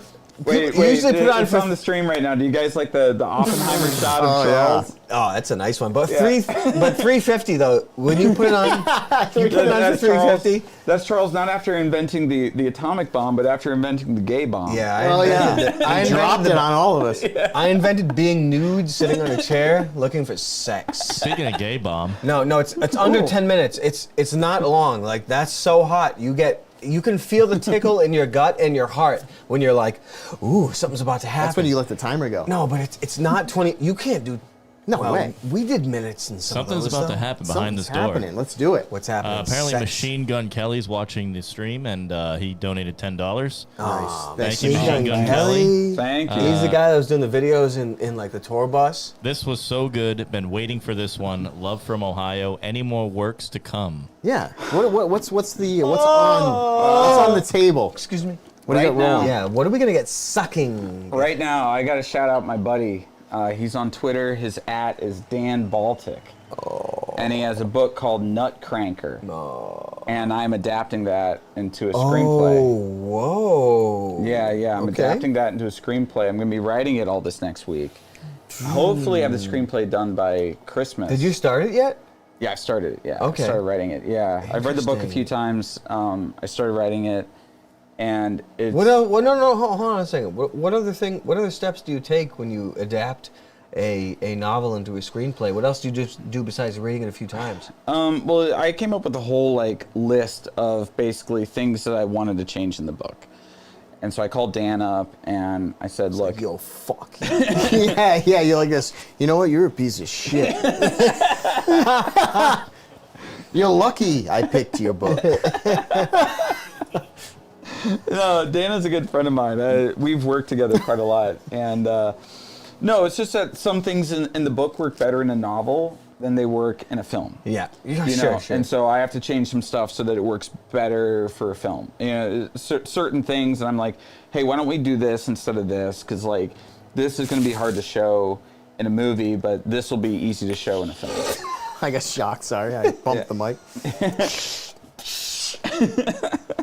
And but it's a literally me movie. So for anyone who's a fan of mine who's watching this, it's very literally me. The book kind of reminds me. The writing really reminds me of Bret Easton Ellis. It's kind of like Taxi Driver meets American Psycho. Sounds damn good. In kind of a way. We haven't seen that either of those in a long time. I know. What the fuck? We're overdue for sure. Yeah, Wow, those are classics. It meets Confederacy of Dunces. There's Eric, there's a handful of books that I'm gonna get you into, no matter what. No matter what, probably audiobook, because that probably works better. You mow lawns. I suck cock. reading the audiobook as you're sucking this big cock. And I like to listen to other things while I do those sort of things. Yeah. You're like, I'm just at work right now. There are a handful, but one of them is Confederacy of Dunces, John Kennedy Toole. Another one is Crying of Lot 49, Thomas Pynchon. Thomas Pynchon, great. Yeah. Those guy. two right there are, I feel, as the I mean, Fear and Loathing in Las Vegas, but I feel like those are the funniest books. You actually could put Dying Earth in there. You could put Jack Vance in there with Kugel and all that stuff as funniest, but I don't know. I mean, you're not.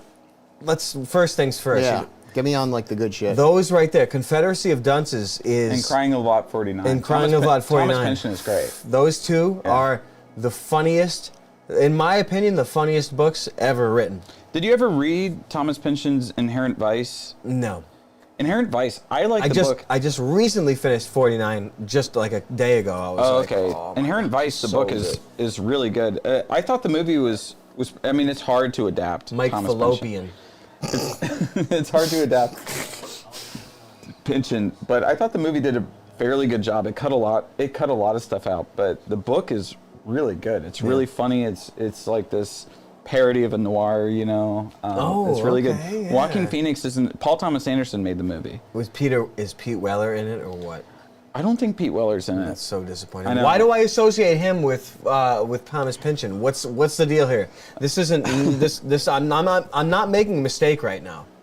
I don't know. It's got to be. Peter Weller. Peter Weller was in Naked Lunch. Oh, okay. Oh, that's not. But that's not Pynchon. Thomas Pynchon. That's Burroughs. Burroughs. Oh, okay. Yeah. That's what I'm. Here's another Peter. Yeah, I know. We were just talking about how I go by Isaac. That's RoboCop. He goes by Isaac. He has to go by Isaac. Oh, yeah, I go by Isaac. Too many fucking Peters. There's involved. Peter O'Toole, Peter Ware, Peter Weller. I mean, I don't want to be compared to RoboCop. I mean, how Why could would I you even? not? Peter Weller is unbelievable. Peter Weller's He's awesome. unbelievable. Awesome. He's People awesome. had no idea. Peter Ware is one of the best. Pete Ware is the greatest director. One of the best directors. I mean, he's got Picnic at Hanging Rock, The Truman Show, Master and Commander, Witness. He did Witness. I mean, Witness is Who hasn't amazing. listened to that song on repeat? From Witness soundtrack. He did one of his really underrated ones is The Last Wave. The Last Wave is fucking amazing. He did Gallipoli. Oh, Gallipoli. You can't we're talking Pete Weir. Yeah. Gallipoli is his strongest. You will see Mel Gibson at his absolute best as a man, as an actor. You will see him in Gallipoli. What's the year on that beast? 81. 81. Yeah, 81. Gallipoli is, Pete Weir is the absolute greatest. Oh, I mean, no, that might be, Witness might be, I Witness is so good. How could I possibly know the dates anymore? But Witness, Harrison Ford, one of his finest works, Denny Glover, you remember that. But Pete Weir is the greatest. Mosquito Coast, you had Harrison Ford Coast. and Joaquin also River Phoenix and some hardcore shit. Also, Pete Weir did The Year of Living Dangerously. It's like Dr. Weir. Yeah. Mel Gibson and Sigourney Weaver in a car. The realest sex scene you've ever known. So whatever you guys were just talking about, so Gibson and Glover did something else together other than... Your Witness, which was... that was Harrison Ford and Glover. Oh, okay. And Glover was like the dirty cop, and so Harrison Ford is like unearthing this whole like corrupt cop stuff, and he has to go undercover into the Amish community. He has to go undercover in the Amish community. He gets a sort of a taste of the natives. Starts to feel it inside the car. He feels the inside of the natives. Son of a bitch. Oh man. No, it's so good. It's so good.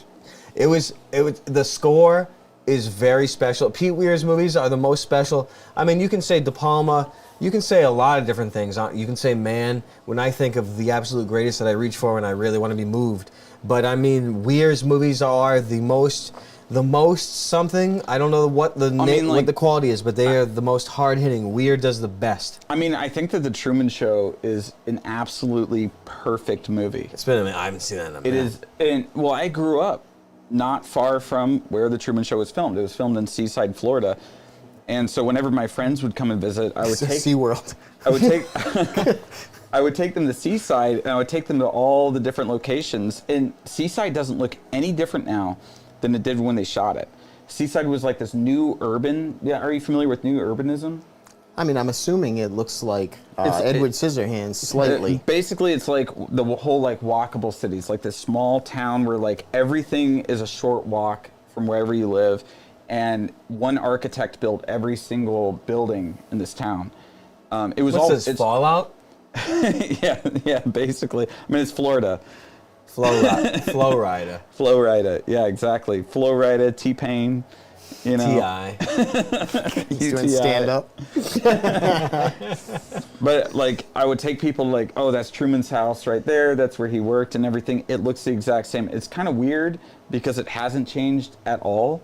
And every time I go there, I've worked in Seaside quite a bit, and I always feel like, is there a camera like filming me? Yeah. This feels like a movie. Because they had like Ed Harris is watching you. Yeah, Ed Harris is He's up in the sky. Yeah. Because there's like those roundabouts and stuff. Yeah. I don't know if you call them roundabouts where you are. Yeah, roundabouts. Yeah. Yeah, sure. Like Laura Linney. Those little sections in between streets and shit. But it looked like it was a big ass set. But you're saying in reality, it was a real town. That's the way it looks. Yeah. That's the way it looks. You can go and visit it right now. I mean, I'm going back there in 2 days. Damn. Yeah, for Thanksgiving. Why? Because my parents live. You're shooting the Truman Show too. Yeah, shoot the Truman Show too. Yeah. Pete Weir's coming back shooting Master and Commander too. No. Dude, if only we got a Master and Commander. You ever see that? Yes, I have seen it. Master, and we kind of talked about it a little bit. The best movie. Master and Commander is kind of good. Yeah. Speaking of Thanksgiving, whoa, we got another donation, boyos. We got 20 bones from Ben. Ben, thank you. Hey, Ben. Toots, buy yourself something nice. Ben. I'm kidding. I donated a while back, but I just wanted to thank you guys for giving me laughs and entertainment. Much love from Connecticut. Nice. Oh, all right. Hey, shout out to my family in Washington Depot, Connecticut. Whoa, Home Depot. Home Depot, Connecticut. The Home Depot. It's crazy, man. I can't believe reality. Dude, when you're in Seaside, I mean, you should, like, if you ever want to go down to Florida, like, tell me. I'll take you to all the Truman Show stuff. It is fucking unreal. It's surreal being there. It's Seaside. Seaside, Florida. It's right by Destin. Yeah. I haven't seen Truman Show in so long. It's been a while. Dude, you got it. It's and that's so your idea good. of a perfect movie? I love the Truman Show. I've seen it. I mean, I watched it on a date, you know. Kissed a girl on that date. Oh. It was great, you know. So of course, like you've got other things going on with that movie. Yeah, it's sort of wired for something else. Yeah, she just seen Jim Carrey being like, "Why are you trying to sell me things?" And you know, the girl's like, "Kiss me." Oh, yeah, okay. That product placement really works on women. A sex movie. I didn't even know. Yeah, it's a sex movie. You know, I remember. I must have watched that show on freaking. But, you know, when there was a vacation happening in South County, Rhode Island every year, there'd be a Narragansett thing. I remember with the cousins, some of them were twins. And the other guys. That was the best place, Charles. Yeah, that was the best place. It is kind of funny how movies, if something, all right, so the first time I ever made out with a chick was right at the end of Titanic. So as bad as Titanic, like, I mean, whatever. Billy Zane. Yeah, like, I don't mind Titanic. But that might be because of what you're saying. Yeah. It's like the first time I made out with a girl. Truman Show was the first time I made out with a girl. So there you go. Yeah. So that was, I'm like, Titanic's not that bad. It's just like, if you can make out with a girl in the movie, it automatically increases the score by at least 3 points. I'm like, I like Celine Dion, too. Yeah. Oh, wow. I made out with a chick during that song. It makes sense. You know what I'm saying, right? You can like tie things to that, so it's better. Yeah, exactly. Titanic, Billy Zane. Billy Zane was always good though. He was in the Zane's Tales of the Crypt thing, wasn't he? Oh yeah, he was in Demon Knight. Isn't he doing some movie as Marlon Brando? Marlon Brando. So is he gonna puff up the cheeks? He's probably some sort of a clone of Marlon Brando. That's why they must be running him like that. I mean, Marlon Brando. I don't know. I mean, here's how you gauge an actor. Perhaps I would say, Eric, have you ever seen the Marlon Brando movies? I saw Godfather. Okay. I mean, there you go. Anything else? Nothing. You see Apocalypse Now?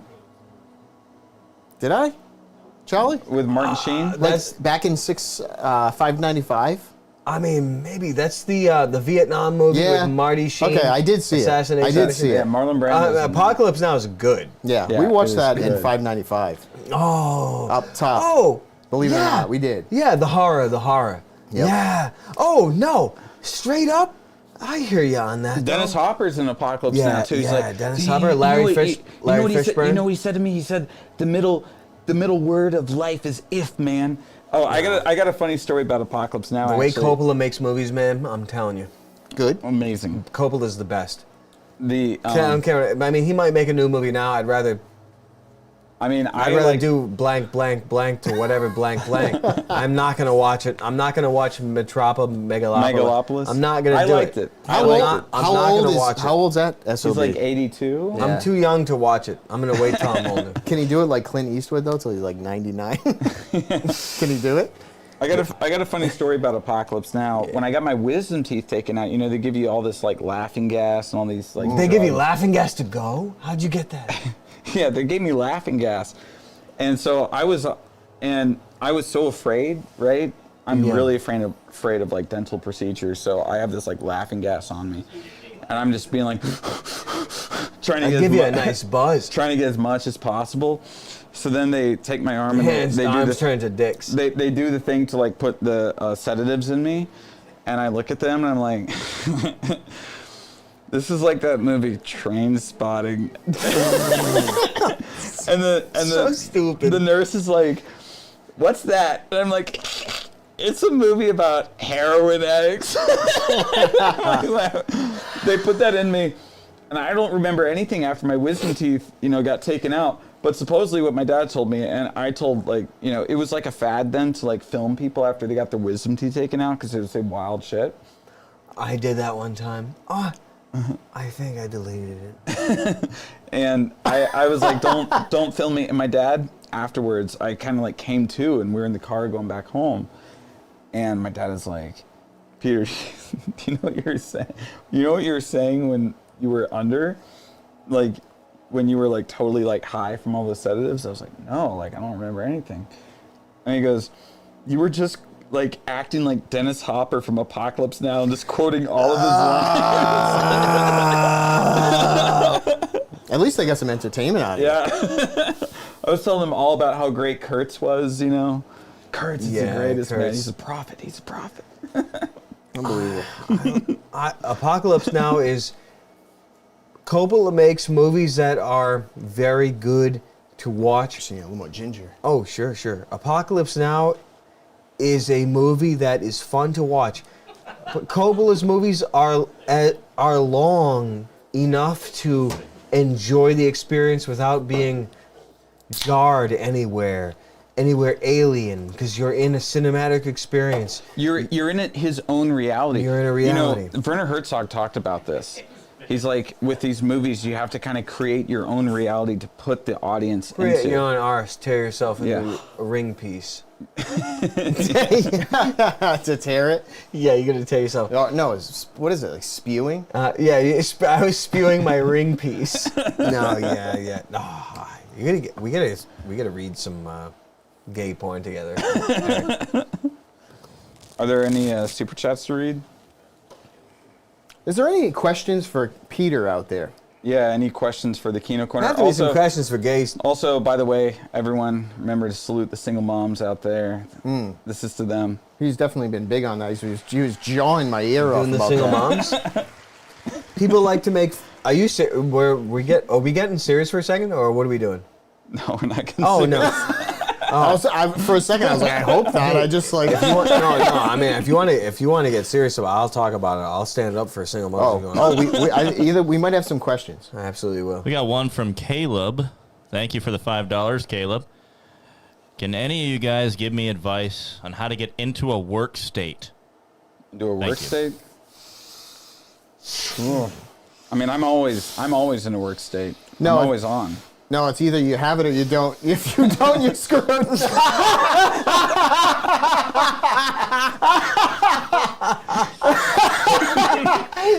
It's so over for you, dude. No, of course, man. I'm just trying to think how. I have rituals. I have rituals to get me in a work state. Charles, you gonna spew out your ring piece? No, I mean, I know you guys got something to say, but I'm just, yeah. Just doing this. Out of all of us, Peter's the workaholic. We need to know how you do it. What's the motivation? Yeah, the motivation is, oh shit, I gotta get this done by tomorrow. I'm gonna be fired. That's my motivation, but like, you can't like work, like people think that, oh, I can just work straight for 8 hours. And it's like, that's not going to happen. That's not going to happen. You know, it's impossible. So what you do is you just make sure that like you can lock in for maybe like an hour to 90 minutes at a time, and then do something that you like for maybe like 10, 20 minutes in between that to kind of rest your mind before you go back into it. But I think that setting deadlines for yourself is really important. I always set deadlines for myself for all my projects. I say I need to have this out by this time, and if I don't, and each day I need to have X amount of work done. You know, I need to be this. I need to have this much of the video edited. This much of the video edited. I know I haven't released a video in a month now, but I was finishing up this short, and my next video is going to be 40 minutes long. You know, it's gonna be this huge video, and it's another it has another MDE adjacent person, Letty, isn't it? Letty? Let's hide. Hi, Peter. I'm a Letty. You're hired. So yeah, Letty's the best. Yeah, I really like Letty. Letty's really good. She's a force. Me personally, what I do is I set myself up. I give myself responsibilities that I can't handle financially, and then I need to make it work. Yeah. That's what I do. No, honestly, like, making goals that you think you can't make.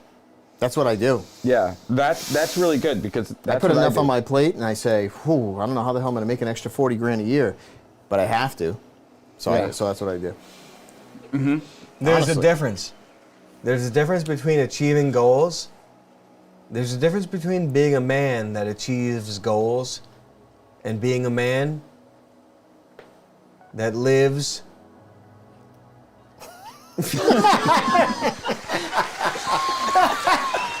And if that doesn't tell you what you need to do, then you're screwed. No, listen, I'm trying. I don't have a. He lives. It's because he lives. I'm not trying to give any tips or anything practical, because I would be a fool to give something. Whatever is working for me right now, I would never recommend to anybody. And I'm serious. But it's the mindset. It's because you can't say to someone, you have to do delayed gratification, you faggot. You know what I'm saying? Like, you can't say that. It doesn't work. Charles, we just want to know, how the hell do you work so hard? Well, first of all, I think about killing myself every day. Just tell everybody what gives you the motivation to get done all the shit you get done.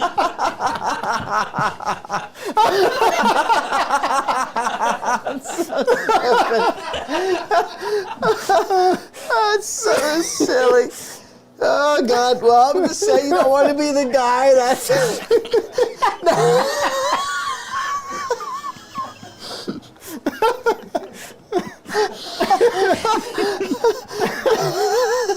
So stupid.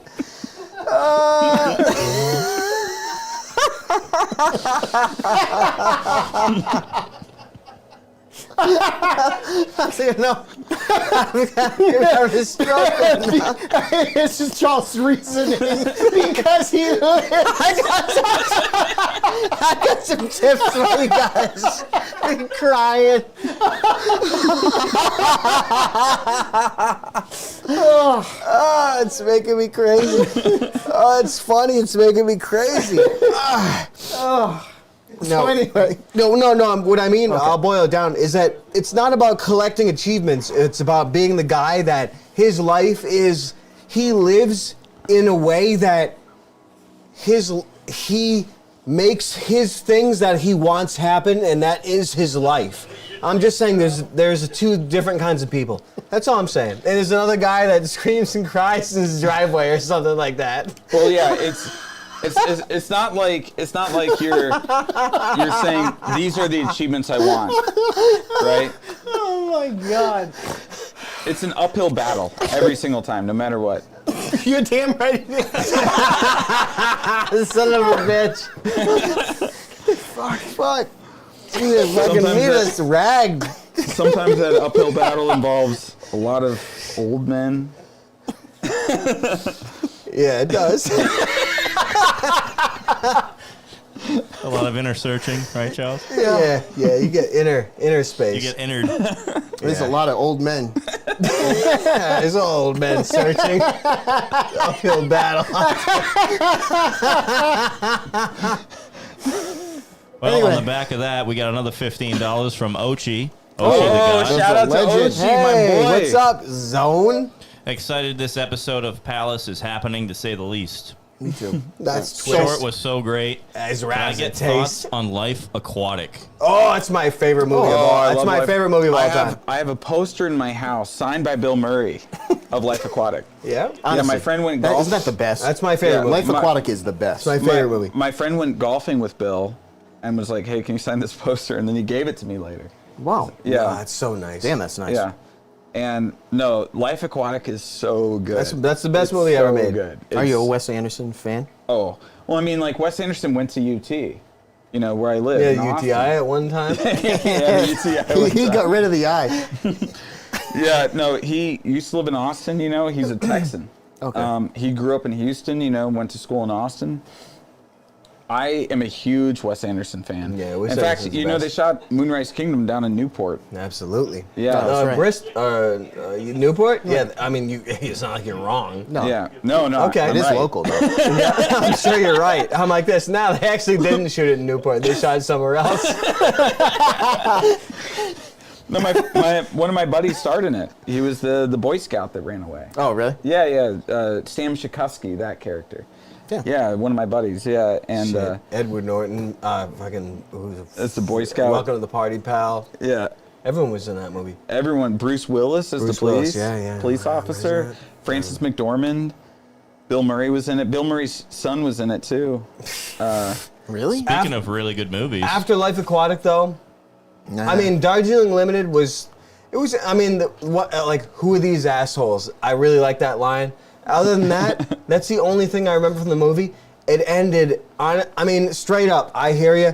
You can go on. We go on for years and years, but I'm telling you, him with Rushmore and Royal Tenenbaums and Life Aquatic. Those are three. Those are like that's it. That's it. the Wes Anderson we That's know. it. Rushmore is my absolute favorite Wes Anderson. That's it for him. Yeah, Rushmore is so good. Those are. I mean, there's always weird stuff and everything, but those are the good. I like Life Aquatic a little bit more. Life Aquatic is the best out of all of them. You guys want to talk about some westerns? Yes. Yeah, sure. All right, we have a donation from D. Ronzo, $20. Thank you, D. Hey, thank you. In your guys' opinion, what's the best western movie and why Charles is and I were it just talking about Tombstone? Yeah, we were talking about. Oh, why is it Tombstone? What's the best western movie and why is it Tombstone? Honestly, I do love Tombstone. Yeah, Tombstone's great, but Best Western. I mean, I studied at Best Western when I was like 12 in Ireland, and when I turned on the tub, the water came out and it was like some freaky color, like I didn't know what kind of water it was, you know. So I don't know about the Best Western. Yeah, you're not a fan anymore. I'm not a fan. I will say, Tombstone is so damn Tombstone good. is good. Tombstone is good. When I say, but there's so many good Western. Westerns. Once Upon a Time in the West. You know, you got. Is that Jason Robards or what? No, that's with Charles Bronson. Once Upon a Time in the West, the Sergio Leone one. Yeah. But then you have like the Dollars trilogy. You have all those spaghetti westerns like Django. You have all the John Ford stuff. You know, you got The Man Who Shot Liberty Valance, The Searchers, My Darling Clementine, Stagecoach. I mean, John Ford made a whole bunch of great westerns. What do you think about The Good, the Bad, the Ugly? Is that? Nah, when I do westerns, I do Wild Bunch. It is what it is. Wild Bunch, Sam Peckinpah. When I do westerns, I do Peckinpah. It is what it is. Yeah. No, Sam Peckinpah. Did you ever see that one by him called "Bring Me the Head of Alfredo Garcia"? 100%. Oh, amazing movie. I'll bring it. I mean, it takes place like in the '70s whenever it's filmed, but it's a western. Days. It's a western. Who was it? Oates. What's the guy's name? Oates. Oh, Warren Oates. It's Warren. Okay, Warren Oates. You got Warren Oates. He was in a few. He was in Wild Bunch. He was in Stripes. He was in Elite. Maybe he was in Stripes. Yeah. I don't know if he was in Elite Force. I don't know. Warren Oates was a big Peckinpah guy. He was in a lot of stuff. Are they redoing Stripes? What? Are they they are. redoing it? Yeah. Why? I don't know. They redo everything. Did you guys hear about that story where I think, so I might be getting this mixed up, but I think it was Fellini, or maybe it was Bertolucci. No, I think it was Fellini, was going to meet Sam Peckinpah. There's some Italian director. People can fact check me in the comments or whatever. But so they were shooting a movie because maybe it was Cross of Iron. Did you guys ever see that one? Yeah. Yeah, Cross of Iron was awesome. James Coburn, Maximilian Schell, right? Dude, James Coburns the best. I don't think we've ever watched Cross of Iron. I don't think so. Which is kind of. That one's good. Oh yeah. Have you ever seen Straw Dogs? Yeah. Yeah. We watched Straw Dogs? We watched that. Okay. Yeah. Oh, yeah. But we didn't see Cross of Iron? No. Yeah. It's really strange. Yeah, Cross of Iron is awesome. But anyway, so Fellini, I guess, was shooting a film in the same town as Sam Peckinpah. I guess it was probably in Italy. And he said that he wanted to meet Sam Peckinpah, right? And, Osterman Weekend, Sam Peckinpah. Osterman Weekend, yeah. And so Peckinpah's assistant was like, hey, I can help you meet him. So Fellini, walks with the assistant, and they go up to Sam's hotel room. They walk into the hotel room, and Sam is lying got his legs over his head. No, he's sucking his own balls. He's lying on the bed. He's lying on the bed, butt naked, right, with a whiskey bottle in his hand. And he just looks over at Fellini and just takes a whiskey bottle. He goes, what are you doing here? Holy shit. And Fellini was like, yeah, I guess I met him. That's the introduction? Yeah. Wow. You gotta be.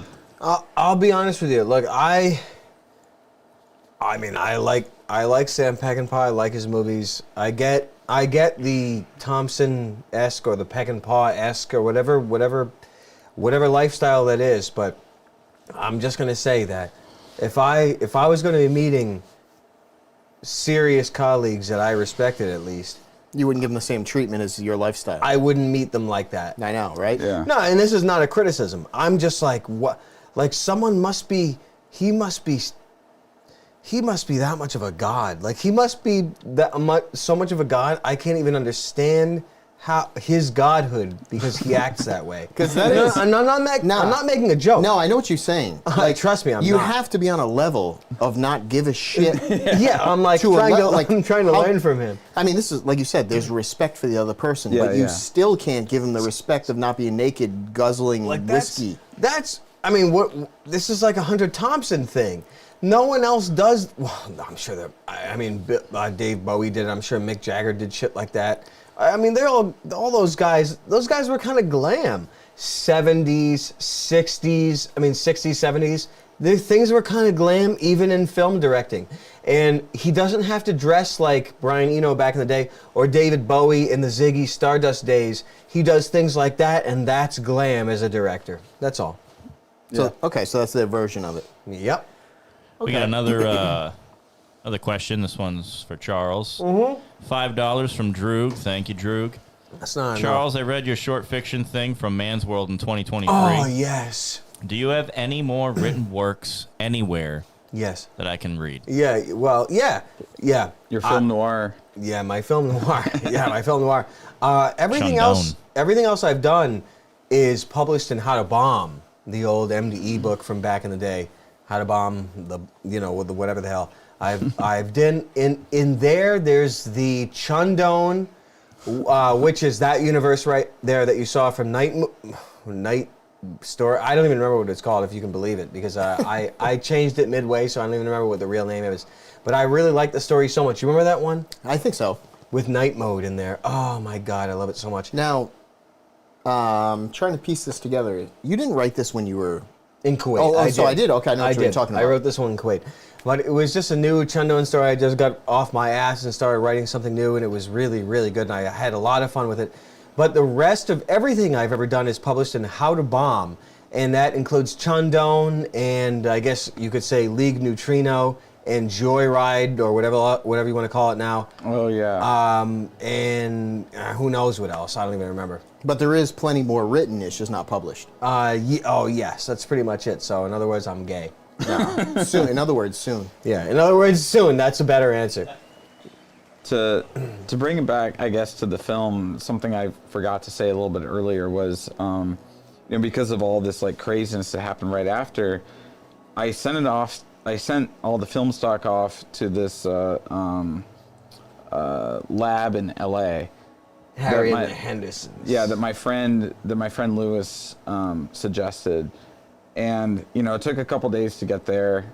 Otherwise I would have literally driven out to LA with the film to make sure that nobody fucked with it at all.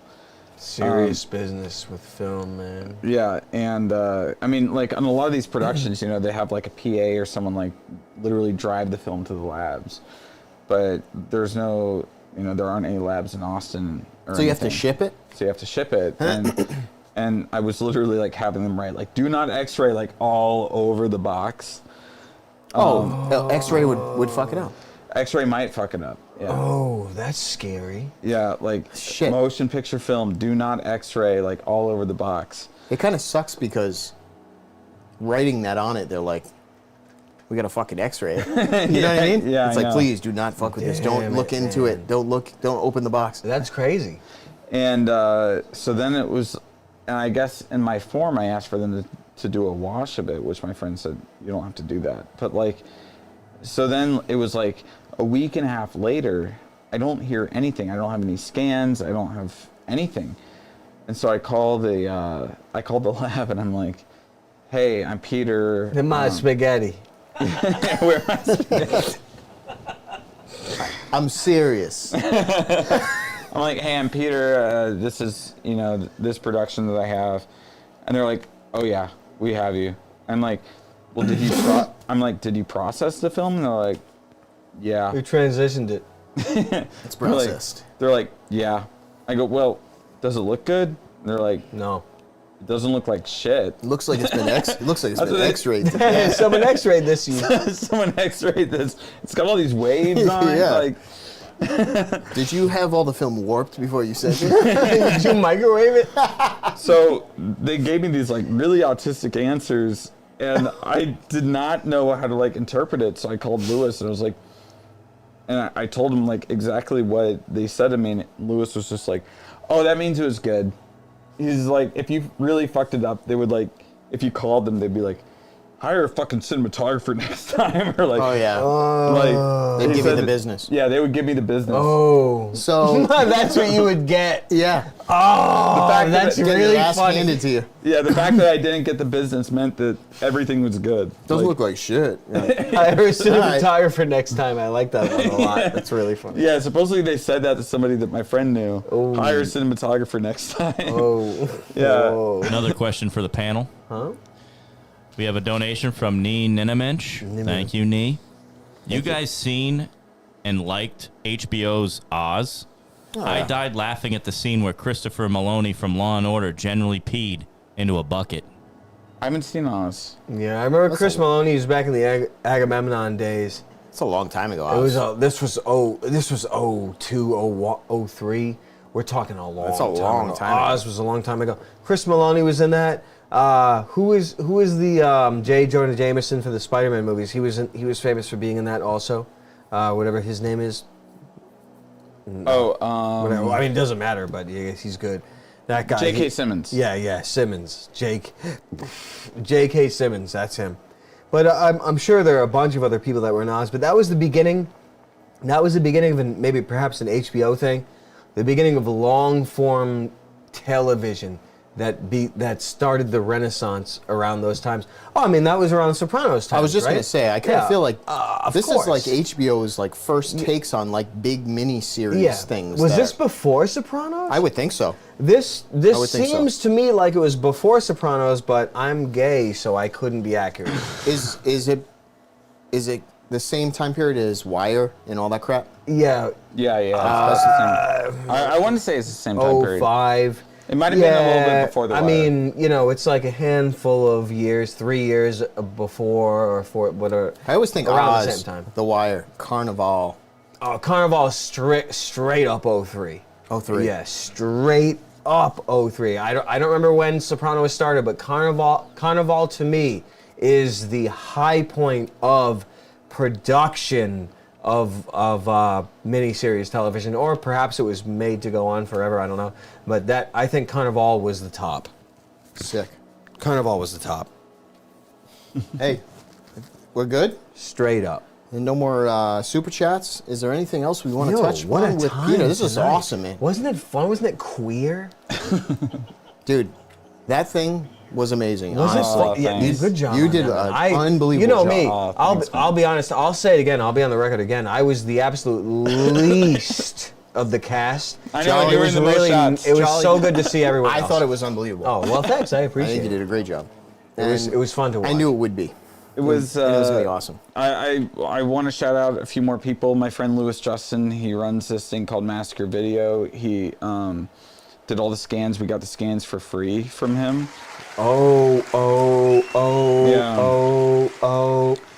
Dave Becker, who did the sound design. Dan Becker. Yeah, he's one of the in-house sound designers for Warner Brothers. Yeah.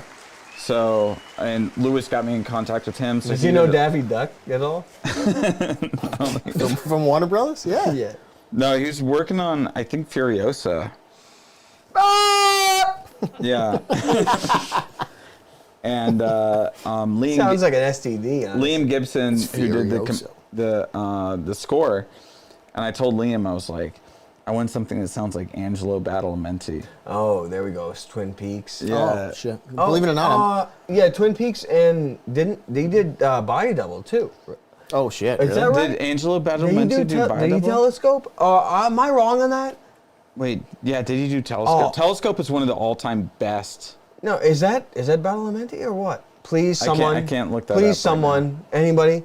Hey, thanks, Smitty, for the 20 bones. Oh, thank you so much. I think it's Badalamenti. Maybe it's Badalamenti. Peter, would you fucking believe that I'm only going through Twin Peaks for the first time as Does someone know this? Are you looking for the composer? Yes, for Telescope from Body Double. I've never seen Twin Peaks. I'm on the You second have to look it up. episode. You couldn't ever. play it. Oh, dude, you're in for a good time. Yeah. Isn't that crazy? He hasn't seen Twin I've never Peaks. seen Oh Twin my Peaks. god. Oh my god. That's so Please crazy. tell me it's Angelo.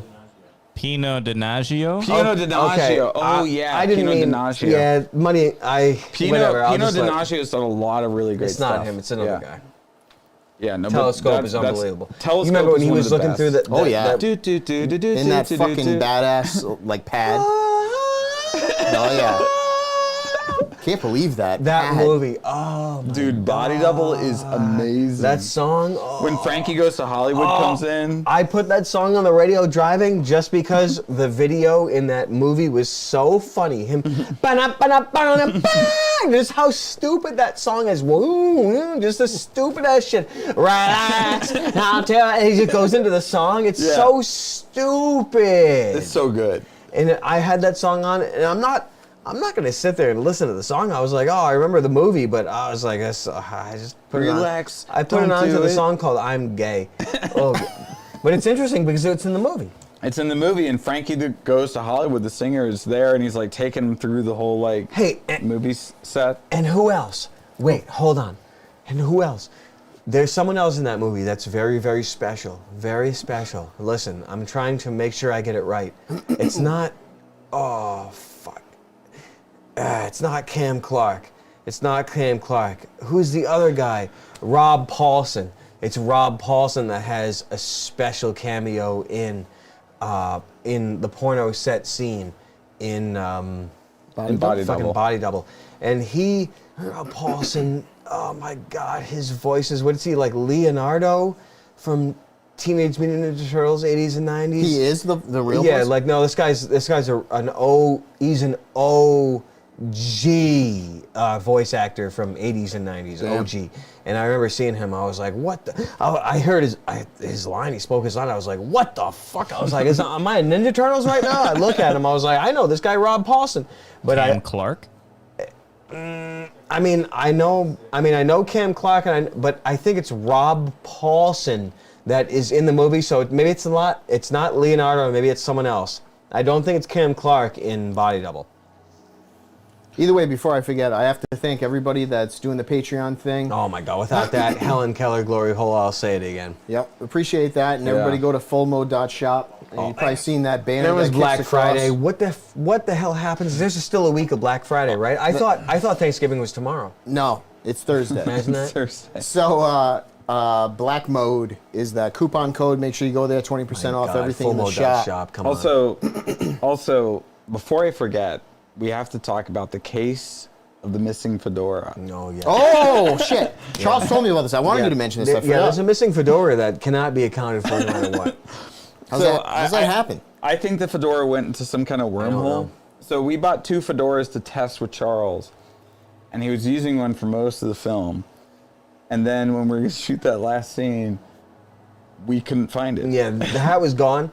So I must, on the side of the club that we did the night scene at with the tech CEO, and remember we went to a park to try to shoot for daylight at some point, but we couldn't make it.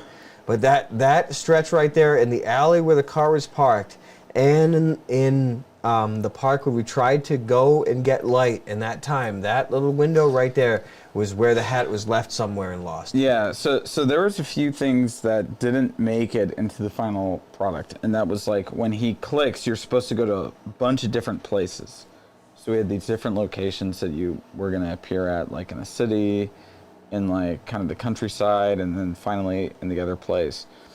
But the light was going really fast, and we were literally just like driving down the road, we were speeding. furious. If Just something like- happened where I turned gay and I left the hat, I honestly left the hat on the roof of a car or something like that. Seriously, We were that's just like speeding that's what down the happened. road. A park bench, something. That's what happened. It was like the roof of a car while I was putting something in the trunk, something stupid like that. That's what happened. Yeah, and we were literally just like going twice the speed limit down these roads to like try to get to these locations to shoot it. And then when it came out, we couldn't shoot for another day. We could not shoot for another day. It could not happen. And you were fighting the light. Yeah, we were fighting the light, and the stock that we had was 50D, so that's like shooting at That's like basically- more than double. ISO 50. You know what I mean? So it's like, it's not like we're shooting with an ISO of like 500 or something that if the light was kind of going down, ISO pure. it would still be okay. Yeah, you can pull the light. We're and shit. shooting with a very, very slow stock, so if any light was going down, it was over. You know, and so we were like booking it to try to get to these different places for him to go to these different areas, and those shots ended up not coming out well just because we lost the light. And then there was the other scene that was supposed to be between you and me. Yeah. You acted in it? No, I didn't. We ended up. That's the one scene we ended ran up out of cutting. film. Yeah, we ran. Out, Well, no, we didn't run I'm out of cock. We didn't run out of film. We ran out of time. Yeah, because it was like 4, 5, maybe 6 in the morning. It's like fortified. Oh yeah. No, And that you're was like right the on last. that. That was It like the last scene that we could have done, and it was right after that. The one that we pointed out was the last shot, and it would have.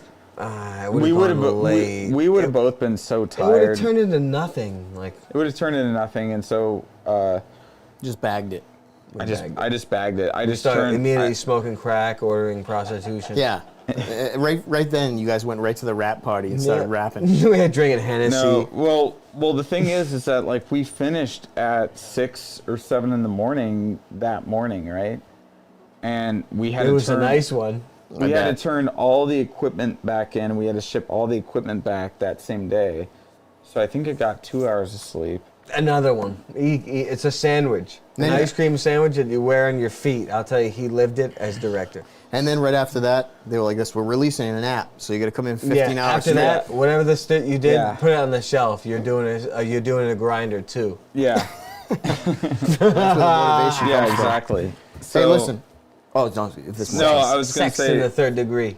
Yeah, and so like I think we had a wrap party that night, and that's when I like fell asleep and then like was in panic mode and everything. But you writing love letters to guys when you were sleeping. Just to you. It's a nice long love letter to Charlie. It's long. Yep, he's got reach. Anyway, we What a have to fun thank time, Peter, man. Can you believe what time you The had? Kino Corner, everybody. You better go over there and check What him a out. time, This man. guy's an expert on every single film that's ever been made. The time we shot with film, I'll tell you, it's nothing I've never done. I've never done anything like it before. I thought I was prepared for everything, but I'll tell you, I'm prepared for nothing. And he showed me a way to get better as an actor and as a gay man. Honestly, Yeah, I taught him a lot of new tricks on how to suck cock. it was really impressive. There you go. Thank you, everybody, for showing up and checking Give him us out. throat. This was so much fun, man. I was crying. Yeah, there were some knee slappers in this one tonight, man. Anyway, thank you so much. Dude, I really thanks, appreciate it. Man. Yeah. So much fun. Thanks for having me on, that, man. Charles. It's a, Thanks it's for a having me on, privilege to yeah. shoot film with you, man. Oh, dude. You want to disappear, Charles? Oh, yeah, let's disappear. I got a bladder. Let's disappear. It's a privilege to be alive. It's a privilege to have a big thanks. bubble butt like this. Oh my God, Charles, your ass is insane. I'll tell you, yeah, man, it just won't quit, goes for days. Everyone, thanks so much for being alive.